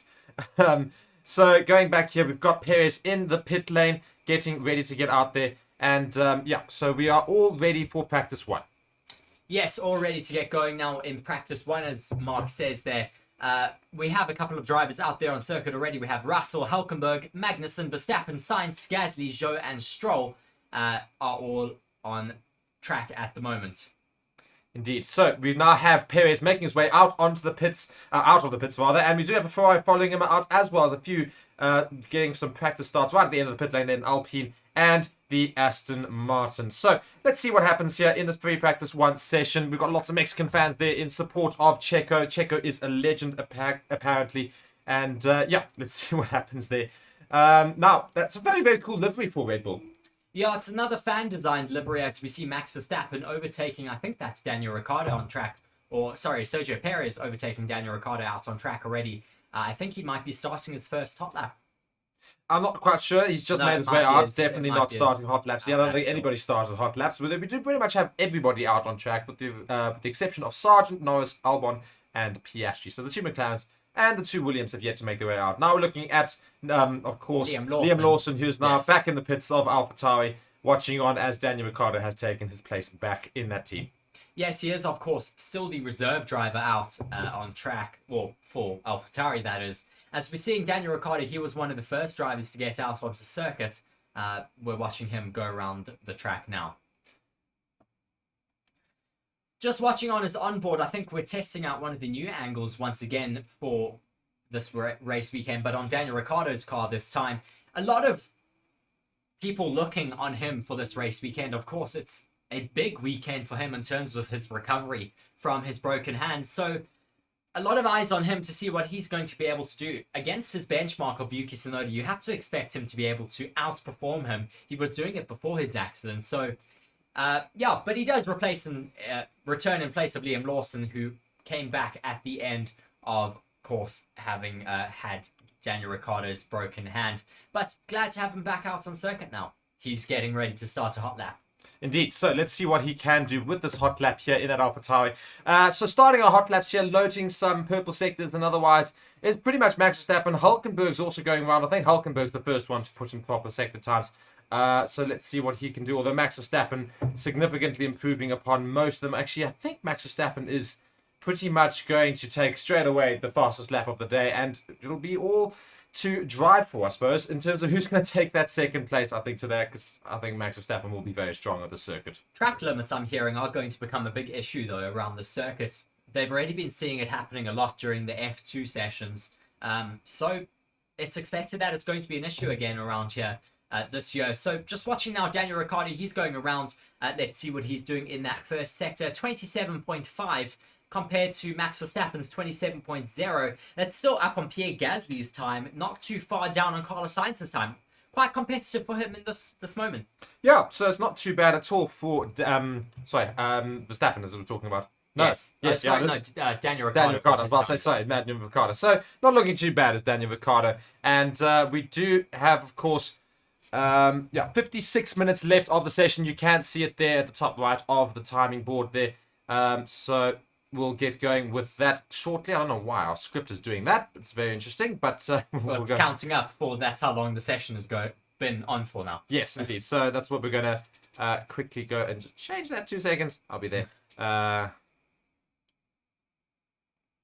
Yeah, so I'm just going to change that quickly and change the countdown as well so that it just counts down. That's how long the session's been live for. It's 4 minutes and 50 seconds. I'm not sure how we can say it. We'll just say practice 1 has been in session 4. Well, you could just say practice 1, 4 minutes and 57 seconds, and it counts up. We could do that. Or you could just do a countdown timer for everyone. I think it makes it a bit easier. Yeah. Daniel Ricciardo, though, sets a pretty alright time for now. He goes up into, I'm trying to see, but Mark is... He goes up into 5th, just behind Sergio Perez. Not bad. Not bad for Daniel Ricciardo on his return in Formula 1. Mark just setting up the timers there for us. So... yeah, quite good from him, but he could have a lap time deleted. Watching him come through that Maggots and Beckett's inspired sector, he's really bouncing out, well, bottoming out in certain parts there. He does, I apologize to Ricciardo, he looks well within track limits though, as we're seeing a couple kids in the pit garage of Aston Martin, what I would give to be there. I know. Just watching Fernando Alonso though now, he's starting his next hot lap. Yeah, so Fernando Alonso is also going to be one I want to watch because he's still in contention for that Drivers' Championship top 3, which would be brilliant, of course, for him and that Aston Martin. So all eyes on him and, of course, everybody's second favourite driver, if not their favourite driver. So very keen to see what he can do for the remainder of the season, these last 5 races. He's on a set of hard tyres. It looks like he did finish a lap there, Mark. But, yeah, not doing too badly out there on track.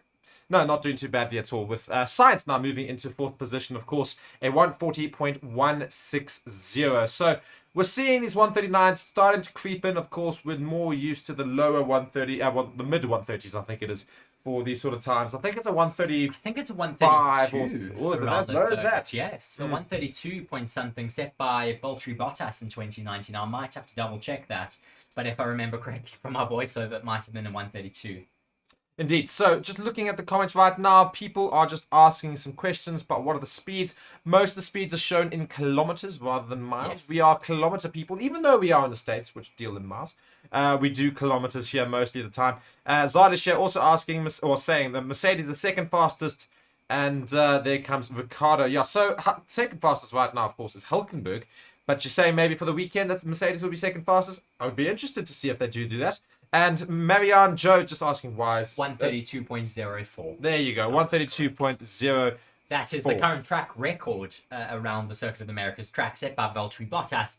And I was correct in 2019. He went on to win that race that year. Sure. He took pole position with that time and won the race. Indeed. And yeah, just looking here currently. So Verstappen 1, Hülkenberg 2, Bottas in 3. As Norris is now going around, he was one of those bottom 3 that somebody asked why they haven't started yet. Well, he has started now. The 2 Williams and Lando Norris, Pierre Gasly on his first sector. But also noting, Max Verstappen has set that fastest time. Russell has now taken that away from Verstappen, but Verstappen has set that on a set of hards. Yeah, so has Russell, to be fair to him. So Russell's gone round on a set of hards. As Hülkenberg now goes fastest, a 139.2 on a set of medium tyres, though. So Norris going round for his first lap. Let's see what he can do. He's on a set of mediums. He's also got a really cool inspired helmet this weekend. I don't know who it's based on, but it's very bright. There comes Max Verstappen, much quicker than the rest. A 137.6. That's a whole almost 1.5 seconds quicker. It is more than 1.5 seconds quicker than Hülkenberg. So real pace setter there is Verstappen. As Norris now across the line finishes up his lap, and also very good, a 138.9. So not also too bad for his first lap though. Through this final sector, turn 16, 17, and 18, he bottoms out quite a lot on his left inside floor. So a lot of load being put on the suspension around the circuit, but he does take the fastest final sector around the circuit. Yeah, I was about to say, very interesting. He's got the fastest final sector already. It's his first run around in these first 9 minutes of the session. So his first lap already gets a purple sector and is now third fastest as we see Bottas moves into second. Quite good from the Alfa Romeo. They're 138.7. Of course, we'll see these times tumble as more rubbers out on track and as they get the cars set up a little bit better for the race weekend. Great to the comments here. Hülkenberg says not a raccoon. Great to have you back in the comments. As Tech is also saying it's in kilometers an hour as we just confirm that. EJ Enterprise is saying, I think Russell should be a podium candidate. Well, it would be very interesting to see if he can be a podium candidate. He's certainly been there and thereabouts these last few races for getting onto the podium. Pureblood back in here in the comments saying, let's go F1Q, F123, saying, do you think the McLaren will have a good weekend or will the car not suit the track? Well, I think they should be fine. They're found pace generally. Much. Cora has commented then saying that Lando Norris's helmet this race weekend is to commemorate his 100th race. Thank you very much for clarifying that up for me. From his Instagram, it's a sticker collection from his brand. Very cool. Very cool. Very interesting and very unique. It's very Lando Norris. As we now do see, I think this is Ocon. This is Ocon with the red helmet. Finishing up a lap. I think it's him finishing up a lap as he has not closed his DRS. He's only moved it to 8. No, he's starting, apparently, but he's going very slowly. He can't be starting as well as say. I think he just finished up a lap there. 140.3 was his lap time. So, yeah, we now see Piastri moves up into 8th at 139.077. Still behind his teammate. and he started before his teammates, so just needs to speed up ever so slightly, as he's about 0.2 seconds behind them. Watching a replay here of Esteban Ocon. Gets a bit late on the brakes. They're going deep. Luckily, they've taken away those sausage curbs because that can destroy the floor. But turn 12 is a really tricky section of the circuit. As we watch Carlos Sainz come through the turn 3, 4, 5, and 6 complex, bottoming out as he comes through there, and then gets caught by traffic of one of the McLarens. Really lucky. He says, "Oh my gosh, whoa, Lando there. I didn't think he saw me, but we nearly crashed." It was really close between those So you two. saw my reaction there. I just thought Lando Norris was going to come in. Of course, we knew that he didn't. We would have otherwise had a yellow flag and otherwise, but it got really, really close there. I certainly don't think Lando Norris saw him at all. The comments are going quite crazy here. It's also Charles Leclerc's 100th race with Ferrari. Sure. Coming from Cora. Cora, thank you very much for all of the information this weekend. We really do appreciate that. That would explain why Charles Leclerc has his special race helmet as well this weekend out. Old Man Roo saying, "Go Danny Rick, great to see him back. Love your coverage, guys." Thank you very much, Old Man Roo. Great to have you back in one of our streams. It's great to see the comments popping off a little bit. So guys, keep it going, keep commenting, keep us entertained with the comments, and of course be sure to like the video and subscribe to the channel if you are new and you have not already done so. So just going back to the comments here, Tech is saying, a massive Hamilton fan, want to see Lewis up there this weekend. Do you think he can? I certainly think there's a track with the opportunity for him to get some good lap times in, as he's up in second right now with a 1:38.6. Still a bit off the pace of Max Verstappen, 0.9 seconds. But it certainly could be possible. They like high-speed circuits, and this circuit certainly helps with that. Yeah, so apparently it's actually all three drivers 100th. Who's the third? George Russell. Okay, very interesting. I mean, I think that all started in the same season, so makes sense. Yeah, indeed. So that's quite good to find out from them. We've got 3 people with 100 races this weekend looking at Max Verstappen's championship helmet, and he is wearing it. And of course, some drivers decided not to wear it. I don't know what this track map is telling us, but it's saying it's raining, Mark. It is saying it's raining. It's definitely not raining. That track map has had a little bit of a problem sometimes. But it's not raining. It is raining, very, very but you can clear still see all skies. of the drivers going out on track. So we're going to leave it on there because I think that one's a little bit more friendly to the eye than our other one. Yeah, but and Max Verstappen going even faster out on circuit with his newly inspired helmets. He does go even faster out there with a 1:37.498. And Zhou Guanyu goes up into second now with a 1:38.3. I think he might be on an alternate set of tyres compared to everyone else. yeah, and I think also, of course, don't take these times too seriously until we get to about halfway through the session, at least, if not 20 minutes remaining in the session, because we'll see more rub on the track, more different strategies, and otherwise more changes on the cars, etc. Noel also obviously saying, very happy to see Daniel Ricciardo back. That's also fantastic. It's a long comment from Not Included, which I'm sure Reece was laughing Yes, at. I've read it already. He says, well, Charles apparently forgot it was his 100th race with Ferrari, and his helmet is inspired by a song or something.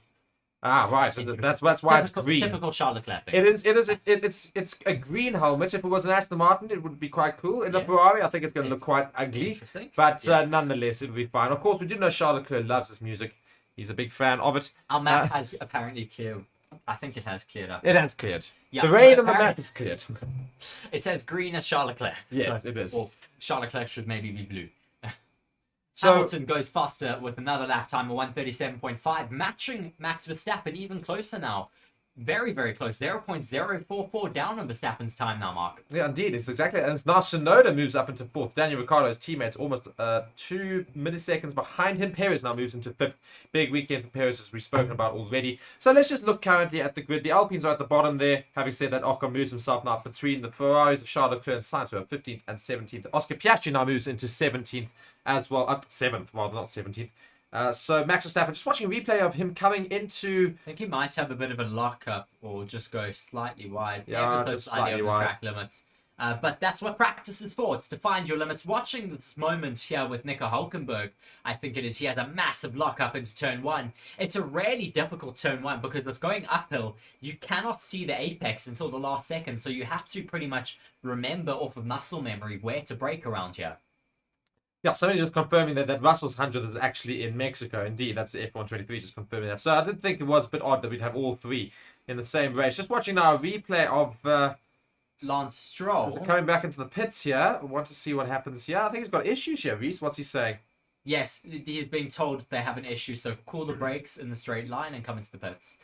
So, yeah, they have now come into the pits. Do not use the brakes, he's being told, until you have to. So, brake failure, by the sounds of things.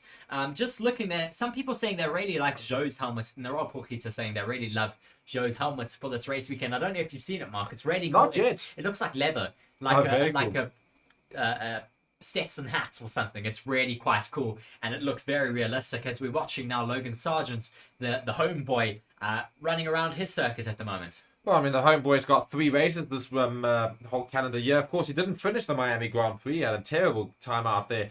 Can he finish this race weekend? He's not finished many races, so it's going to be interesting to watch as he moves up into 12th, of course, recently. He's been pushed down into 13th now by somebody else in the grid. So 44 minutes have passed in this session. And what are your thoughts so far, everybody? 44 minutes are left of the session. That one. 44 minutes left. Yes, we're not almost done. We've still got quite some time left as we're seeing a big amount of work going on Lance Stroll's car. Looks like there's a big issue there, certainly. Yeah, so it's not great there. It also looks like it's the tyre they're taking apart rather than the wheel itself. It's a bit of an odd one. Yes.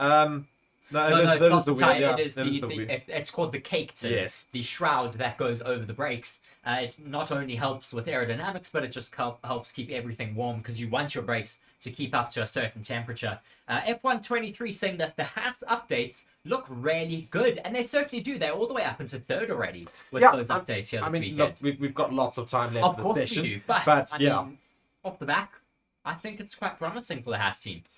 Never deal and promise with Haas because they'll just disappoint you the whole time. That's what Haas do for a living. They're just disappointments. No, I'm just joking. That's so well, to be fair, they do quite well in qualifying every now and Yes. then. We've seen Hulkenberg finish up in the top 4 a couple of times this season already. And come race time, it's just there. That car cannot do anything. It's a real disappointment. But now looking at Sainz and Leclerc in the Drivers' Championship for the season, noting... It's been very close all year, and it's changed hands twice.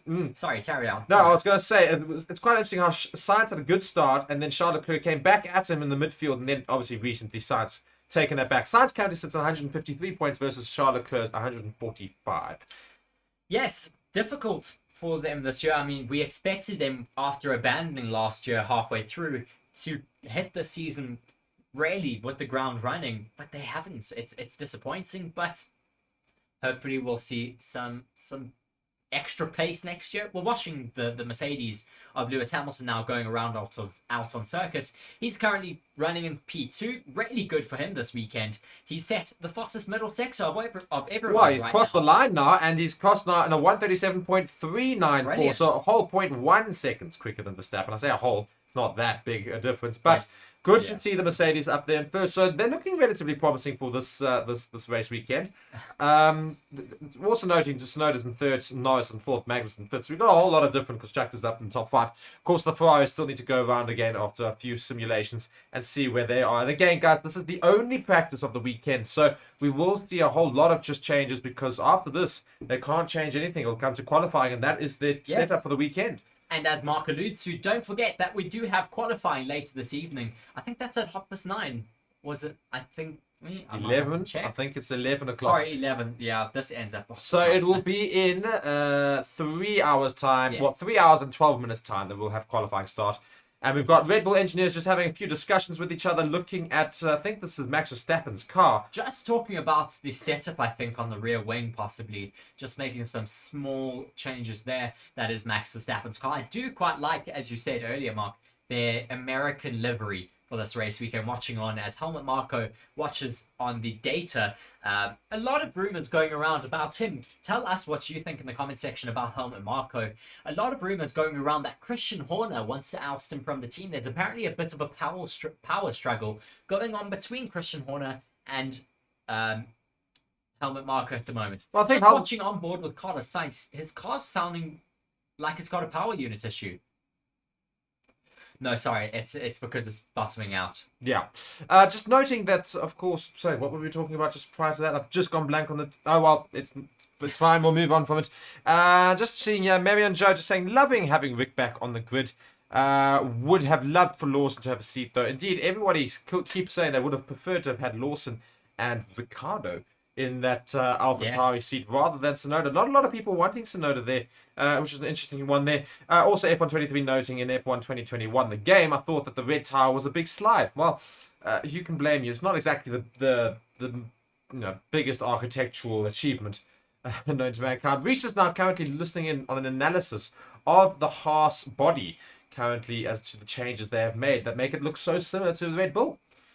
So hearing that the side pod design is very akin to the Red Bulls, but they've also included the gullies near the rear of the car. So just looking at the Red Bull, it's got shoulders and then a flat section, and then it goes into the side pods. Whereas the Haas has a smaller shoulder and then it goes down into the side pod, but the side pods have a big gully, and they say that is pretty much directly copied from not Aston Martin, Alpine.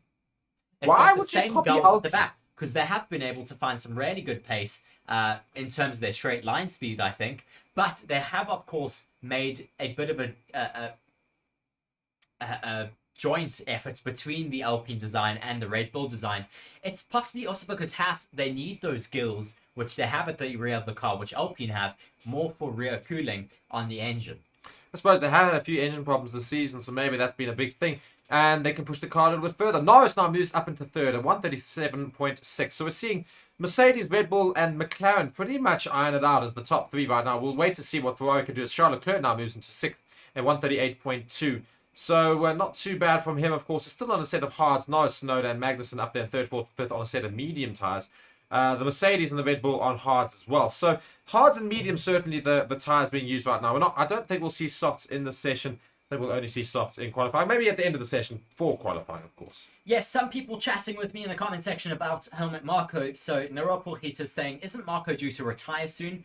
He's 80 years old, but he gets to decide when he wants to retire. He's essentially a consultant and works alongside with the Red Bull higher up management.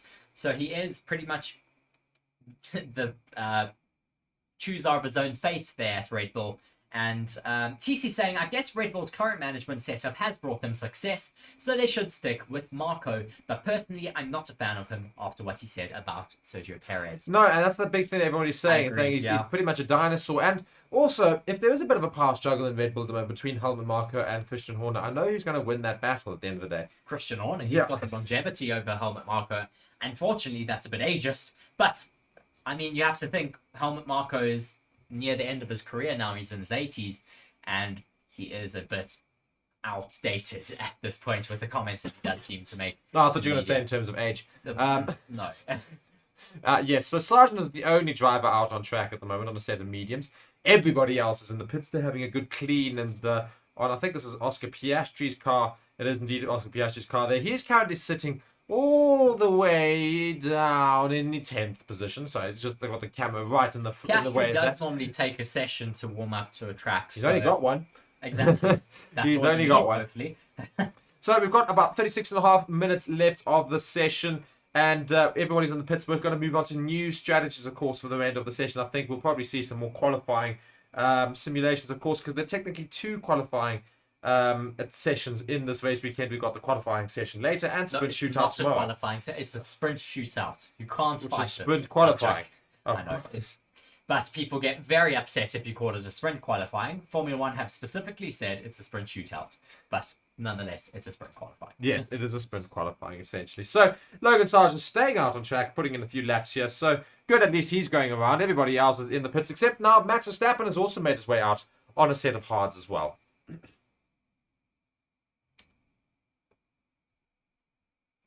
Pierre Gasly is...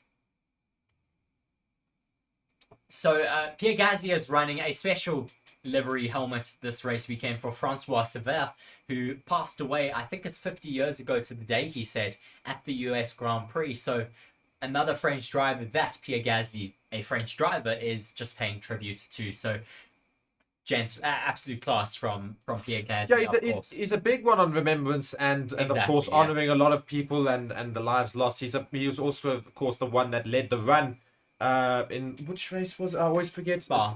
Yes, of or course. I think it was Antoine Hubert. Yes. Because they were, of course, also friends, both being French drivers. They both came up in the Formula categories together. Of course, extremely tragic what happened to Antoine Hubert. And, of course, we will never forget especially with the help of Pierre Gasly, who does like to run those tribute helmets and tributes to the lost drivers that we have had in Formula 1. Yeah, indeed. Thanks, F123, just for confirming there for Cora. Why is no one on the map? Everyone has pitted. Well, so that you understand. Practice, of course, is very much just to understand what is happening with the car, making some setup changes for the drivers to get used to the track, see what they can get out of the car as best as they can. So we will come back into the pits often to go in and make some setup changes and otherwise chill in the pits, maybe even because they don't feel they need to do much. I think Red Bull does that quite often sometimes. And we do often see Mercedes also very much chill in the pits for a while, making some setup changes. So again, we've got Max Verstappen and a few other cars now making their way out of the pits. So let's just see who we've got here. We've got Zhou, Albon, we've got Verstappen, we've got Bottas, Sargent, and We Russell. finally got George Russell on another outlap, as you say there at the end. I'm waiting to see what his true pace is. His teammate's been doing very well. He's been doing well in these upgraded Mercedes, but he hasn't shown that pace just yet this session. So waiting for him to show us what he's got. There you go, Mark. Now you can see Zhou Guan Yu's helmet. It's really quite it's cool. very I cool. really do like it. And I love the fact that it's got a bit of the Chinese stuff happening on He's top always there. got Yeah. the Chinese symbol on top. I think it's a dragon. He's got yeah, it's not a dragon. It's a symbol, a Chinese symbol. It's the a letter, yeah. glyph, I think it is, or what do they call them? Bearing in mind, I went to China and I remembered all this. If I can remember, what do they call it? The writing. There's a word for it. Typography. It's one of the. It's one of the letters in Mandarin rather, not Chinese. F123 letting us know who their top 5 drivers are at the moment: Lando, Liam Lawson, Oscar Piastri, Pierre Gasly, and Albon. What about us? So I certainly would say Lando Norris. He's a great one to watch. I think Oscar Piastri is making things so exciting in Formula 1. I've been really enjoying watching him in his rookie season. Max Verstappen, Fernando Alonso, of course. Sebastian Vettel is one of my favorites, but he's of course gone now from Formula 1. I loved Kimi Räikkönen in Formula 1 as well. For what? Exactly. Leave me alone. I know what I'm doing. I think Kimi Räikkönen is a character that we very much miss on the Formula 1 grid, just because he doesn't put up with nonsense. He's just very much there to race and nothing else. Remember his interview with Martin Brundle, where he was asked if he was upset that he missed a demonstration by, I think it was Patrese or someone, and he says, I was taking a... Yeah. Essentially So he was on the toilet. Really care. He was on the toilet. He couldn't care less. And that is Kimi Räikkönen. That's why we love him so much. Wanda here in the comments saying, hoping everyone in the chat is good. Are we ready to watch cars go vroom vroom all weekend? Indeed. Well, I think we all are. We are very much ready for that. So, 3 consecutive weekends, of course, this starts. We're going to go straight to Mexico next week and then straight to Brazil the week after. So it's a triple header, a very rare triple header in Formula 1. So we're going to be around, guys, for the next 3 weeks. You're not going to get rid of us. And so stick around, subscribe, like the video. Go check out all of our static content on the channel as well. There's a lot out there for you at the moment. Do be sure to go and check out Track Guide as well, so you can see what the circuit actually looks like. It did run in our builder package, but if you haven't seen that, do be sure to go and check that out. Indeed, so we've got 31 minutes on, so almost halfway through the session. We're going to start seeing maybe some different strategies happening. It's Alex Albon we're following on board with. A lot of support for Kimi Räikkönen, someone saying Bois, another one saying Kimi. Yeah, really sad to have lost him from the sport, but I think I'm really looking forward to seeing what his son can do, because I think if his son can get into Formula 1, he'd be the same character as his father. Yeah, I think his son will be very, very much the same. No nonsense. Räikkönen, I think. And to be fair, Finns are generally no nonsense. They couldn't care less. It's just a general characteristic of the nation. It's oh my word, watching Alex Albon have a bit of a spin. Well, not a spin, but certainly losing it in the corner. Maybe the lockup that caused him to have a bit of an understeer, then had to correct it. Yes, very interesting. We don't see big understeer moments like that often in Formula 1. It could have also possibly been a gust of wind. We do get that around here too. Yeah, indeed. So TC saying, I think Kimi would be awesome in a pub and having a beer lol. Well, of course, there is quite a famous story from Jamie Clarkson and Top Gear where they had Kimi Räikkönen on the show. And the Stig, of course, the very famous Stig, was his favourite racing driver of all time was Kimi Räikkönen. And he was so excited to meet his idol in Monaco. And he was there in Monaco in one of the bars where Kimi Räikkönen was at. And he was so excited to meet him. And his as Kimi Räikkönen put it, he says, and what happened in that meeting there? He says, no, I was, rather at the feet of the Stig, he found his idol, yes, Kimi Räikkönen, on the floor, passed out drunk in the middle of the pub. So And Kimi Räikkönen goes, yeah, "That it was me. It was me. It was me. Yes. Doesn't deny. Doesn't care about that. Of course, Kimi Räikkönen also famously in Monaco when he crashed out in one of his races. Glad just to decided hear from Not a Raccoon, who says that he saw an interview with Kimi's son, and he is a copy of Kimi, saying that he's a mini Kimi. That would be brilliant. I think that's getting a Formula One. Quite frankly, I think just apart from anything else, that's a great nickname he will have if he ever makes us. Mini Kimi. I think Mini Kimi is a great name that we can have for him. So. Of course, I don't think he'd enjoy it, but I think he'd get over it. No, you know what? He wouldn't care. F1 23 saying, "Isn't Schumacher the Stig?" Yes, well, it is true. Yes, so Schumacher loves and adores Kimi Räikkönen. To be fair, I'm sure it's pretty much true. I'm sure they were fond of each other. Just also noting here that we've got Pato Ward in the commentary at the moment. Yes. IndyCar driver at the moment, racing for McLaren in IndyCar, but he is also their reserve driver in Formula One. Watching Esteban Ocon, though, going around out on track on a set of hards at the moment, setting some good sectors for himself. A green sector in the first sector, 26.4. Not too bad, but we do have a lot of long runs now going out on track.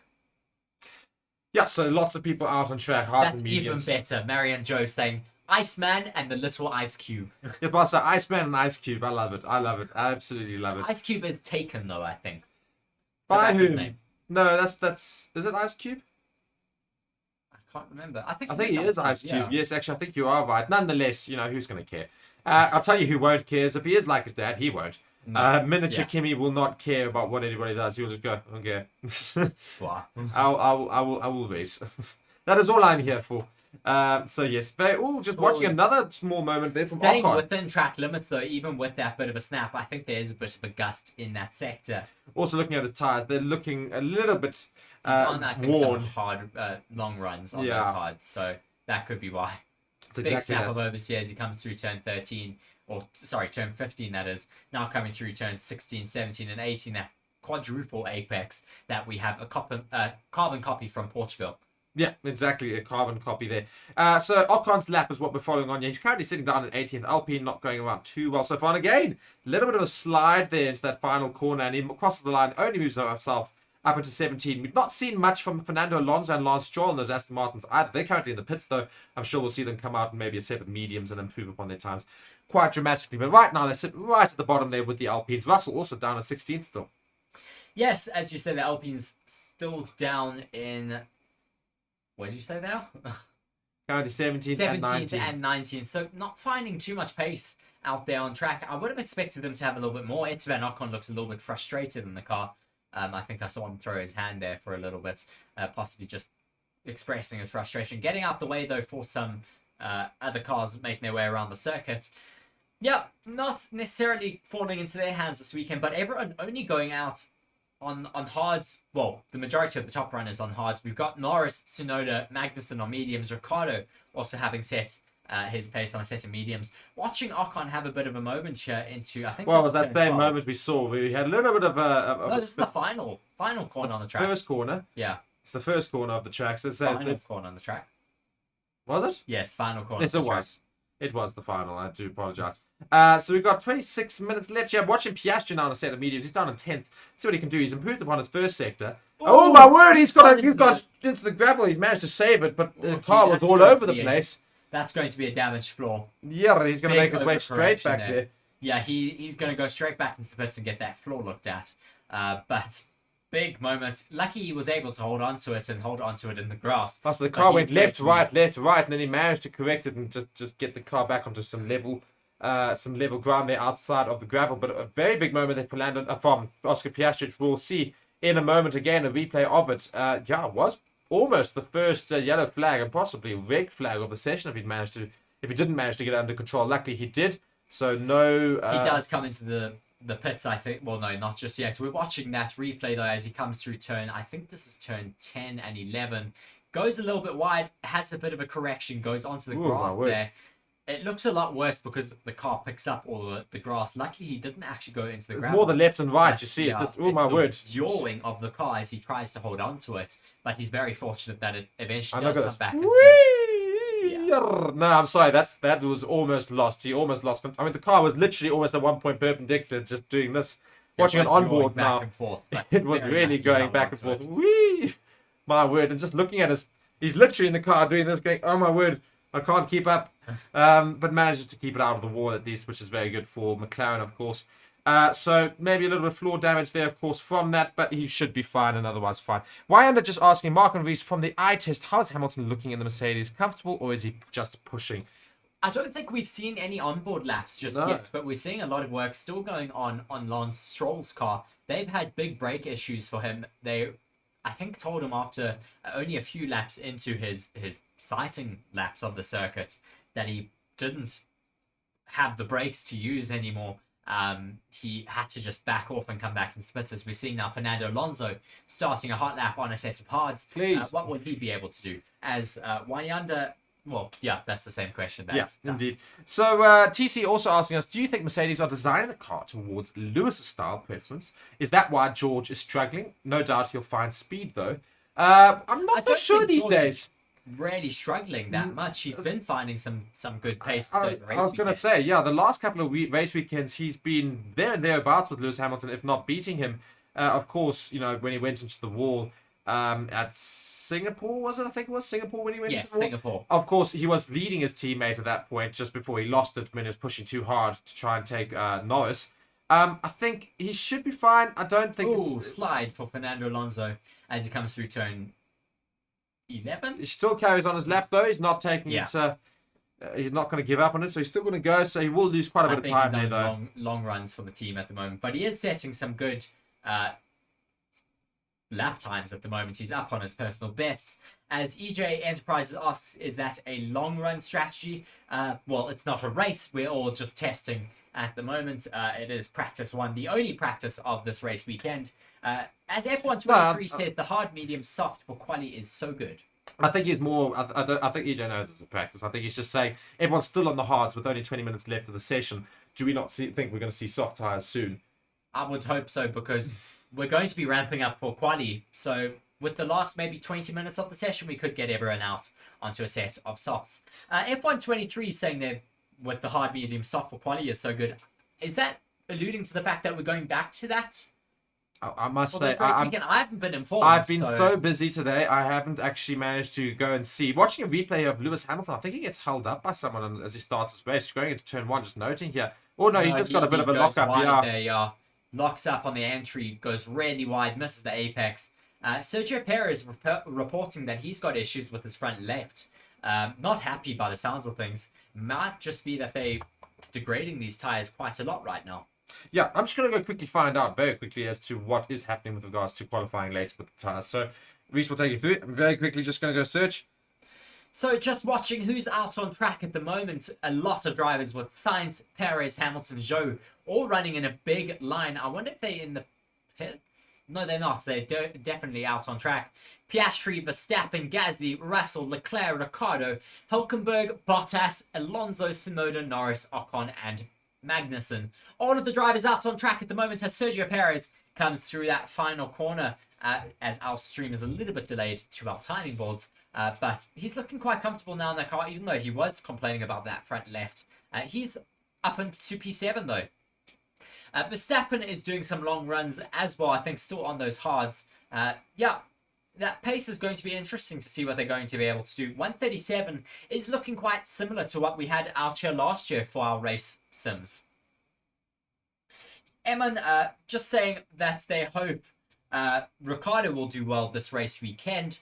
Just, yeah, seeing where he is at the moment in terms of his times. He's in P8. His teammate Yuki Tsunoda's up in P4. I don't know if that tyre strategy is happening for this race weekend's qualifying. They haven't spoken about it so far. So I think they've only tested it out twice though this season, if I'm correct, Mark. Yeah, I'm not seeing anything, so I think we are normal qualifying today. F123 says we aren't, but for Brazil we are. So that will be exciting for Brazil. Watching a bit of a lock-up for Carlos Sainz, missing the apex there, coming into 12. 1.3 seconds down on Hamilton's time on his long run right now as he backs off on his lap. Indeed. So 20 minutes left of the session. Sainz and Leclerc, the two Ferrari drivers, currently sitting 6th and 10th. I'm sure we're going to see more from them. Sonoda's up in fourth, which is very good, of course, for him and that AlphaTauri. His teammate Ricciardo is down Norris in eighth. goes fastest overall, though, now out on track with a 1:37.2. Very good lap time from Lando Norris, but he is on a set of mediums compared to everyone else out on a set of hards. I was about to say, I thought you were testing me for thinking I was going, was. well, we're definitely on hard still. Just watching a moment here from Carlos Sainz, just watching This a is that replay of lockup it. that I spoke about, just watching a replay of this. Doesn't lock up too much, but Just, I think, just goes goes into a it with a little bit bit too wide, much. yeah. I think it's maybe a little bit too just much carrying a bit speed, too much maybe. speed, as you say, Yeah. yeah. Ever so slightly wide. It's looking a little bit greasy, but possibly also because the track temperatures are quite high. Yeah, and it's not looking like any rain is going to affect us this weekend, which is one of the first for any Grand Prix where we've not had any session Now you've jinxed plagued. it. Oh no, in Texas. I mean, really. It's going to be a hell of a hot, I think, for the race weekend. And, of course, qualifying later might be quite harsh on these tyres they've got to use. It should be a bit later, so could be a bit cooler, but it's still, I think, going to be quite warm out here in Texas. Yeah, I think it will be still very warm. So, yeah, let's see what the McLarens can do for the remainder of the session, as Norris is currently sitting in first. Also very intrigued to see what happens with Alonso. Still down at 19th, as Aston Martin's not doing too much yet on these race pace simulations. I'm hoping to see more from them as Alonso comes around the final corner here. Will he improve upon his time at 35, 36, 37? Oh, he's got a little bit wide there. He moves himself right up to 9th. So that's much better from Alonso, of Not course. bad, a 1:38 in terms of race pace. A little bit off. They might have to make some changes as we see that massive American flag waving in the wind What's there. not actually, it's Texas's flag. I No, think. it's America's flag at the top of turn 1. Oh, sorry, yes. Texas's flag is that, ooh, big lockup. A big moment for Daniel Ricciardo as he came through the one sector there. Yeah, he seemed to catch it well, but yeah. The Texas Yes, flag the is Texas at flag the top of turn 7. Correct, yeah. So there's two massive flags. This is very American.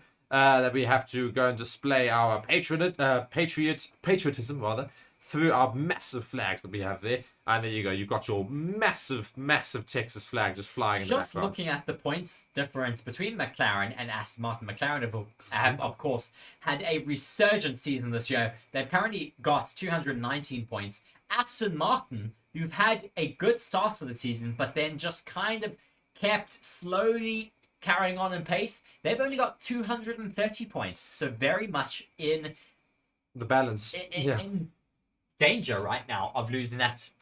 And now looking at Jessica Hawkins, speaking of Hawkins rather, of Aston Martin, of course, our first female driver in an F1 car in many, many 5 years. Yeah.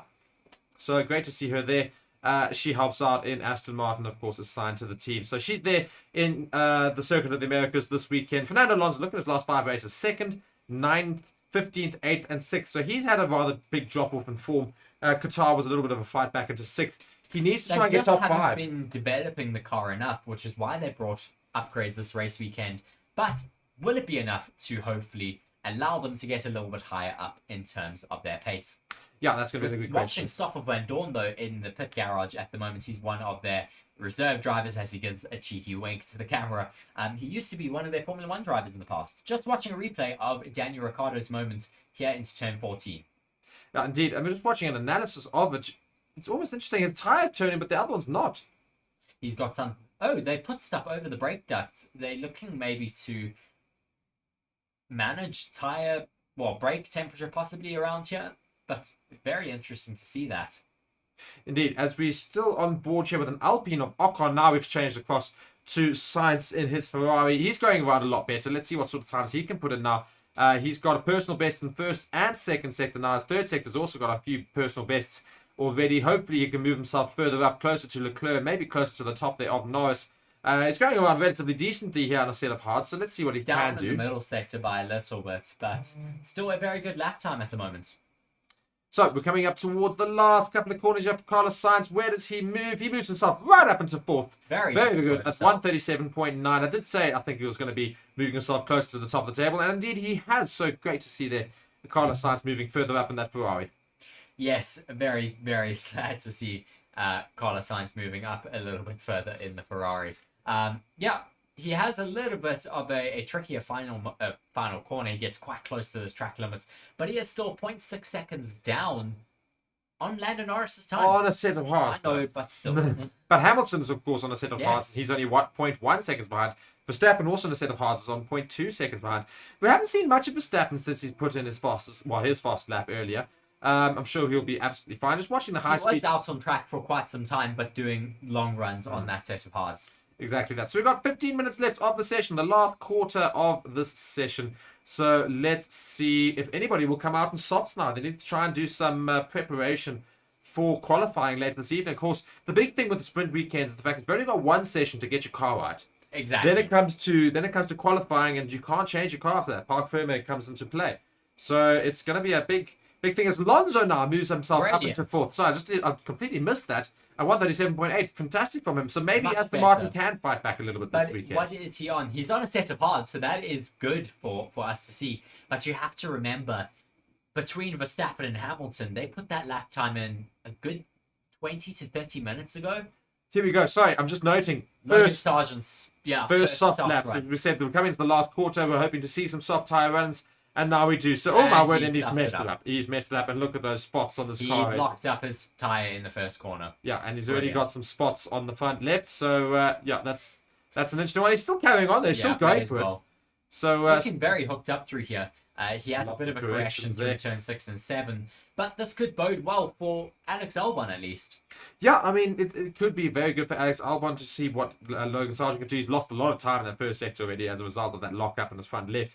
But let's see what he does in the second sector. Albon's out at the moment. So Sargent's had some purple mini sectors, but let's see what Albon can do. You'd certainly expect him to be a little bit more clean through those sectors than his teammate Logan Sargeant. Yeah, indeed. And we're seeing lots of work on Lance Stroll's car. He's been in the pits for ages now as a result of that issue from earlier. The entire front end of the car there, Mark. Yeah, They've got a major brake issue by the looks of things. Yeah, it's clearly not very good there. And I think Aston Martin might be a little bit irritated with this commentator literally like almost on top of them inside the pit lane there. But lots of work happening there in Aston Martin trying to get those brakes fixed. He's been out for quite a while as Lance Stroll. He's not had the best of luck his last few race weekends with regards to his car. But I think the car almost sometimes represents the driver. Just really nothing's going for them. So, yeah, let's see if they can get that fixed. It may also represent the engine. Oh, this is great camera. May also represent the engineer's feelings towards him at the moment after his incident with his trainer. Yes. As now we do see the first soft tyre run across the line. As Albon's got 2 purple sectors so far. First and second purple sectors. So we will see the fastest lap time of the day get put in from the Williams driver. Let's see how quick it is. A 135, I'm hoping. Maybe a 136. Let's see what he can do. Happen here as he comes through the final sector now, setting those final few mini sectors ablaze with green right now. Not purple just yet. But what can he do? He comes around the final corner now. And he sets his time. What does he do? Does he take the fastest lap time? Come on, timing board. There you go. He does. With the 136.5. Not as fast as you thought it may have been. No. But still quite fast out there on circuit. So Albon's moved into first. Sargent is in fifth right now on those soft tyres. The Williams cars, the first ones to go and break out the soft tyres. And track limits, I think, would have been a thing, though, for Alex Albon. Just noting there, he went way over the line in that second to last corner. So it actually wouldn't stand in a qualifying session. But for now, we've got an indicative time, rather. So let's see now. All the cars have made their way back into the pits. Of course, they're going to get those soft tyres on in these last 10 minutes. Have them, their cars go around the track. There's a lot of special helmets around here this race weekend. Albon also has a special helmet that he's running. Just a little bit, a bit of a play on his normal livery, but still looks really cool. Yeah, just waiting to see some other lap times being put in from other drivers out there. Pretty much everyone in the pits, except for Albon. Lando Norris is going on an out lap. Hopefully he'll be going out on a set of softs. We'd expect everyone else to come out onto the track relatively soon. And as F123 says, Stroll is in the mud. He's in the mud. Stroll is in the mud. He's in the mud. So that's the song, of course, that it refers to. So we've got 11 minutes left. And we're hopefully going to see lots of soft tyre runs. And we're going to see some changing times at the end of the session, which will give us good indications as to what we could expect in qualifying later this evening. And of course, don't go anywhere. We'll take you straight on into the qualifying stream straight after this.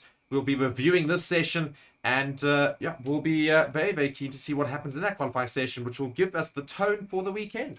Yes, as It's Just Gabs asks, why is Alex Albon now all the way up into P1 when he was down in P12 earlier? He's the first runner out on a set of softs, evolved track, and I think his car should performed relatively well around here this weekend. I'm looking at Lando Norris has come out here. He's on a mediums. set of mediums on an outlap, so he's not come out in softs. Very interesting. They've still got some things to do clearly in that car that they want to have a look at. Maybe he'll do one lap on these, and then he'll come back into the pits for softs right at the end of the session. I think it might act as like a bit of a qualifying session right at the end to see who can get the fastest lap of the session. I think everybody's going to come out in softs right at the end and see what they can do. Yes, we have Valtteri Bottas also starting an outlap at the moment as Zhou Guanyu also leaves the pits. So does Yuki Tsunoda, Max Verstappen. What tyres will Verstappen be on though here today? He's coming out. It says hard next to his name. I think it should be softs though. 10 minutes to go, of course, it's been called. So let's see what happens here. As now Lando Norris is starting a hot lap, I think. Yeah, no. Race run on a set of mediums. Race run, yeah. No DOS is being DRS. used. So it's just a race run, right? Still with 10 minutes to go. So clearly they want to get something right in the car first before they move on. That's what I say. I think he's going to do a couple of laps, maybe max on this, and then come out for a set of softs or maybe one lap attempt. Yes, still waiting to see what tyres Max Verstappen is out on. Still saying hards. Lando Norris on the radio at the moment. I probably should have had my headphone on. Possibly. We can find out what happens. Missed it. Oh, yeah, we'll find out what happens later on. So we've got Verstappen also on an outlap, but it hasn't changed his tyres, so I think he is on a set of hards still. We'll see. As Hamilton is also going to be coming out soon. He's still in the pits. Norris has come second, by the way. Sorry, it is coming to second, of course. I've mixed up my numbers here. So not much time left. Still few people in the pits. Some of them coming out in outlaps. We haven't seen those tires that people are on. Norris again. We should go back to him. He's still on mediums, which is interesting. People debating whether Lance Stroll's car will be ready in time for quali. It should be. It should be. Brakes aren't as big of a thing as an engine, or I think they should be able to sort it out. They've spent 40 odd minutes on it trying to get it sorted. It's still not sorted, so a bit of a problem there for Lance Stroll. Lando Norris finishing up this. Will he come into the pits? I think that's going to be the big question. I don't think he's going. He might finish this lap, do a warm down, and then come into the pits, Mark. So let's see. He's coming Valtteri around. Bottas finishes up a lap on a set of softs. He goes up into fifth. Max Verstappen is on softs. And he's left the purple sector. Yeah, there you go. But he's gone slowly in some of the sectors in Sector 2. Very interesting. His car is faster through the first sector, though. The first and final sector. Let's see what he's able to... He does set the second sector ablaze, though, as you say that, Mark. I think those yellow sector times next to his name might have just been like ever so slightly, like 0.001 type thing. Zhou moves into fourth with a set of softs as well. 137.4. Still the 137 is not great for Alfa Romeo there, as Max Verstappen's finishing up his final sector. Coming into the last corner now, right behind Alex Albon, who's starting, I think, another lap as Verstappen crosses the line and he moves himself up into first position, just waiting for it to update. Come on, there you go. At 135. There we go. There's your 135 mark, and Max Verstappen sets it. Yeah, so 135.9, only just in the 135s. We'll still see quicker times, I'm sure, as he will go around a warm down lap and then go for one more attempt, I'm sure. That final sector. That car really is so hooked up through there. Comes through the final sector, he's well within track limits, but squeaky getting close there. But yeah, brilliant final sector. 6/10 up on Alex Albon's time right now. As we're looking at Jos Verstappen, of course, his dad raced from 1993 to 2004, I think it is. Long racing career for Jos Verstappen. His Max Verstappen's father, of course, not nearly as successful as his son, though. Of course not. Max Verstappen leagues ahead of his father, I think, of course, with 3 drivers' championships now already under his name. Yes. Interesting to see. Yuki Tsunoda's put himself up into P3 now. Daniel Ricciardo has pretty much matched Yuki Tsunoda's time. 1.1 seconds down on Verstappen's time, and 1.2 seconds down is Ricciardo on Verstappen's time. So very, very close between those two. Good to see Sargent has gone around on another set of of course, another lap attempt. He's moved himself much closer to his teammate, which is at least good to see. As you say, these two Tauri's now 4th and 5th in Tsunoda and Ricciardo. As now they get pushed down as Magnussen goes second fastest. What can these Haas's do now as they do finish up their lap? Alex Albon... Magnussen. I'm looking at Hulkenberg's And time. Russell now also crosses the line here at 136.4, right behind Magnussen, literally 0.002 seconds behind him. But good from the Haas's. They put some decent times in, not as quick as Max Verstappen's Red Bull. Still about 0.5 seconds between them. As Sergio Perez, very importantly, now starts a lap on a set of softs. Where can he finish his lap up now? Yes, Sergio Perez already through the first sector, 0.1 seconds down on his teammate Max Verstappen's time. Will he be able to claw that back though through the middle sector and the final sector? Carlos Sainz also on hot lap at the moment, setting some purple mini sectors around the circuit. So that is also quite promising. He's coming through the final sector now. Where will he finish up? Sergio Perez coming through the last final bunch of corners now, watching and waiting on what he can do as well. Cora saying, where do the sectors start and end? First sector finishes at the end of the Maggots and Beckett's inspired chicane. Then the second sector ends at the long DRS straight, and then of course the start finish is where the next sector ends again. Sergio Perez getting held up a little bit by traffic in his final sector now. He crosses the line. Where does he finish for himself? He goes up into P2, 136.2. Still a bit of a gap between his teammate though. Yeah, but he's still the second fastest of the grid, which is where Red Bull will want to see him pretty much. Exactly. So that's pretty much he good. isn't. Charles Leclerc steals that away from him now with a 136.068. So Sergio Perez will have to work a little bit harder to match his teammate. As Verstappen says, my seat gets pretty hot on the front end of it. Interesting to hear. Maybe the floor is rubbing a little bit too much. No, it's just Max Verstappen making noises. He always does. I think nothing will change. I'm sure they'll say, yes, understood, Max, we're working on the problem, and they won't do anything. Because Alonso's still out on hards, though, at the moment. He hasn't come out on a set of softs just yet. Maybe they're just trying to do as much running with him out there on circuit because they don't have that extra data from Lance Stroll in this session, unfortunately. Yeah, so we'll see what happens with Fernando Alonso there. He was quite quick on the hards right before all these soft runs went in. Hamilton now, of course, also starting up he's finishing up a hot lap. He's got 2 purple sectors. Look at that. Brilliantly through here. He's finding some amazing pace as he now comes through that final sector. Now he crossed the line. He loses pace though in the final sector. I think traffic. He goes third, possibly, as you say, some traffic, Mark. I think traffic's very much I don't caused the problem there. Too much traffic there on our replay, which is delayed. So unless he catches one of the... Oh my word, he goes very wide. Yeah, that could have caused him some time there. Does he go wide again in the final? No, he does get caught with a little bit of turbulence. But, I mean, that would have caused him, if anything, to gain a bit of time. Yeah, so interesting. So we've got Red Bull, Ferrari, and Mercedes as our top 3. Perez is on 4th. Magnussen still up in 5th ahead of Russell. Yes, asking what happened with Stroll, though. Stroll seems to have some brake issues. They've taken those entire brake units off the car, and they're hopefully going to be able to get that sorted before the next session. Indeed, it's going to hopefully be sorted before the next session. And just confirming that that's all good and yes, fine. I was well ahead of you, Mark, and I've set up the studio ready for the next There you go. That's where he loses his time. We just watched the point there where Lewis Hamilton loses time because he was doing so well. He should have beaten Max Verstappen time. Through based turn off 18 or turn 19 there, he goes a little bit wide, catches the curb, and then that does slow him down through the final corner of turn 20. Indeed. Now watching, I think this is Oscar Piastri on a set of mediums. Still not coming out on a set of softs. He's not going to have time to come out again on a set of softs. So he's not going to as much data, I think, as possible in this session. It's tricky. Do you get your race set up perfect? You've got 2 races this weekend, essentially. You've got the sprint race tomorrow and the race on Sunday. Do you work on getting your race pace perfect, or maybe they're going to do 1 lap in quali as basically their quali setup? But again, you can't change it though. It's parc fermé. But I think they're just going to hope that it's going to be quick enough. Basically, I think they've done quite well this season in terms of finding the pace and finding where that limit is. And Piastri, to be fair, on these long runs, looks really comfortable in the car, not making too many corrections on the steering wheel. Yeah, so Piastri, they crossed the line 2.5 seconds down. He had the DRS open, which is interesting.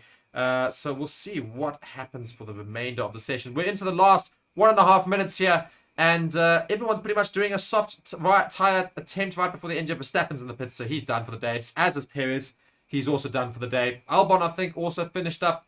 Sargent and Ocon also finishing up their practice session there. So not too much longer to go. Nate Meets World saying that Stroll is going to be quitting Formula 1 to do Moto GP.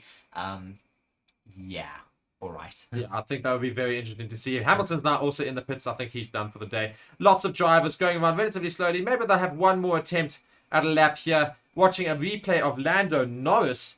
Let's see what he does here. I think he just gets caught by traffic, perhaps. Oh, no, just a big lockup into turn 1. Big lockup there. The big patch has been formed on his front left as well. 25 seconds left of this session, so just waiting for the final few drivers to finish out on circuit. We've got Yuki Tsunoda and Daniel Ricciardo out on hot laps. Will they be able to get themselves a little bit higher up in the positions before the timer does click to a 0? Just watching the final few drivers, we have James or JP there in the comment section saying Hamilton and Leclerc look the most likely to challenge the Red Bulls this weekend. Expect Sainz to step it up too. I don't think though that we can discount the McLarens just yet. They've had some good pace on those mediums. Some of the drivers are behind the McLarens in terms of their medium pace. Joe and Bottas went out on softs and they're behind the McLaren of Lando Norris on a set of mediums. So I think they could have some really good pace on a set of softs later. Yeah, I think also James is noting that only Hamilton seems to be able to do it. We're going to watch a lap now from Russell. He's going to be one of our last runners here in this session. He's doing a fast lap here on a set of softs. His first proper attempt after that first one, which wasn't brilliant as he had a little bit of an issue there. Let's see how far up he can get at the end of the session. Will he finish right near the top? He's going quite slowly in Sector 1, so probably not. Not too bad, though. He's probably... he's had big corrections. Lots of corrections, and he hit curbs hard, so this is going to be a poor lap from Russell, quite frankly. So yeah, James, we'll probably go with your thing, saying Hamilton and Leclerc. And I think definitely these McLarens. And again, a poor corner there from Russell. He just had a shocking lap, if I'm frank.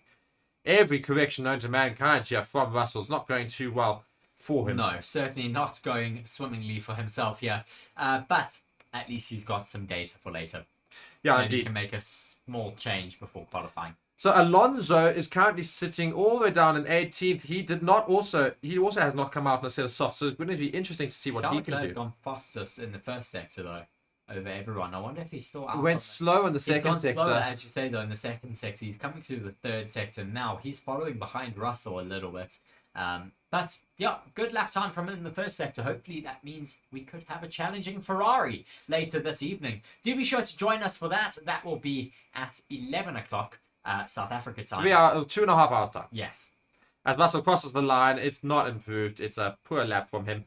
And Leclerc now comes across the line, also a bit slow there compared to his first one. So pretty much everybody is done unless Albon has anything to do about it. I think Albon has also finished, not seeing any pace out on track. So that is our final grid, ladies and gentlemen, from Free Practice 1, the only practice session for the day. So we're going to move on straight into our review, and let us do that straight away. So hello everybody and welcome. Wait, we've got to actually start recording after he says ready. We're going to do that again. Hello everybody and welcome to Forever Motorsports here. You're joined by myself, Mark, and by Reece. Of course, we've just finished pre-practice 1, and the story of the day is the same as usual as we find for the season. Max Verstappen finishes practice 1 in first with a 1:35.9, the only 1:35 of the session. Charles Leclerc and Hamilton finished in second and third. Yes, it looks like we do have some competition though for that first position out there this race weekend. Those other two drivers being a little bit off the pace of Max Verstappen, but not necessarily miles away, as Charles Leclerc before the end of the session did set a purple first sector, so there is some hope for the qualifying session later this evening. Do be sure to join us for that. But making our way down the rest of the grid, of course, Max Verstappen in P1, Charles Leclerc P2, Lewis Hamilton in third, Sergio Perez in fourth, a little bit of touch with his teammates. Then we have Magnussen P5, George Russell P6, Alex Albon P7, Carlos Sainz P8. Not too bad for him. A little bit off the pace of his teammates, but I don't think he got the cleanest run on those soft tyres at the end. Then we make our way through to P9, Nico Hülkenberg. They brought some major upgrades for this weekend, which is why he's down in P9 and his teammates all the way up into P5.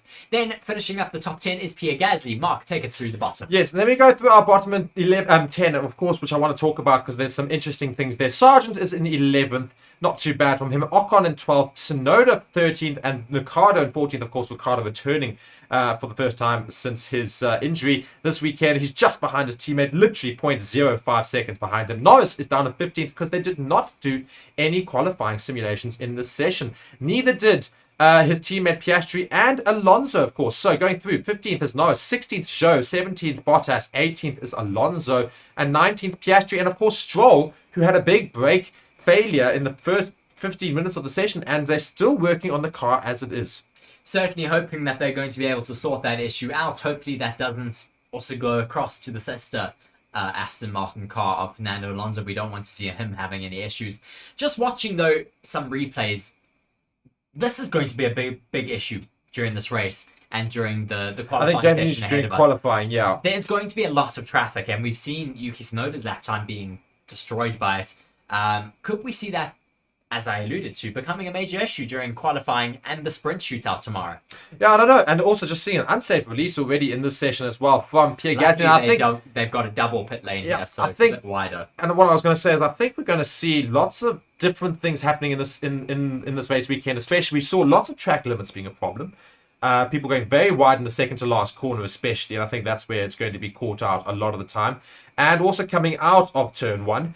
And I think we're going to see lots of problems, as you say, with traffic, with people infringing on laps because it's quite narrow at some points and people get in the way. It's lots of corners, and of course corners are quite difficult to get out of the way of people because racing lines become very much across the whole corner there sometimes. So I think we're going to have lots of issues come qualifying later, and it's going to be interesting to see how drivers fend off for that. Yes, it's certainly going to be very interesting to see how they manage that.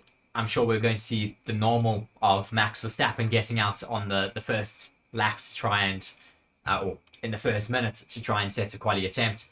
But yeah, we'll have to see what happens a little bit later in the evening. For those of you waiting on qualifying, it will be getting underway at 11 p.m. South Africa time, but that is in about 2 hours and 24 minutes. Yes, is how long we have to get going for that qualifying session later this evening. Do be sure to join us for that. We're really excited for that to get underway. Indeed. So we're going to see what happens there in that race. But nonetheless, guys, you've been joining us on Forever Motorsports. That was the free practice 1 review here in the US Grand Prix in Dallas, Texas, of course, the circuit of the Americas. Be sure to like the video, subscribe to the channel, and we'll see you again in the next stream. And of course, on all our videos in the channel itself. So guys, thank you so much for joining us.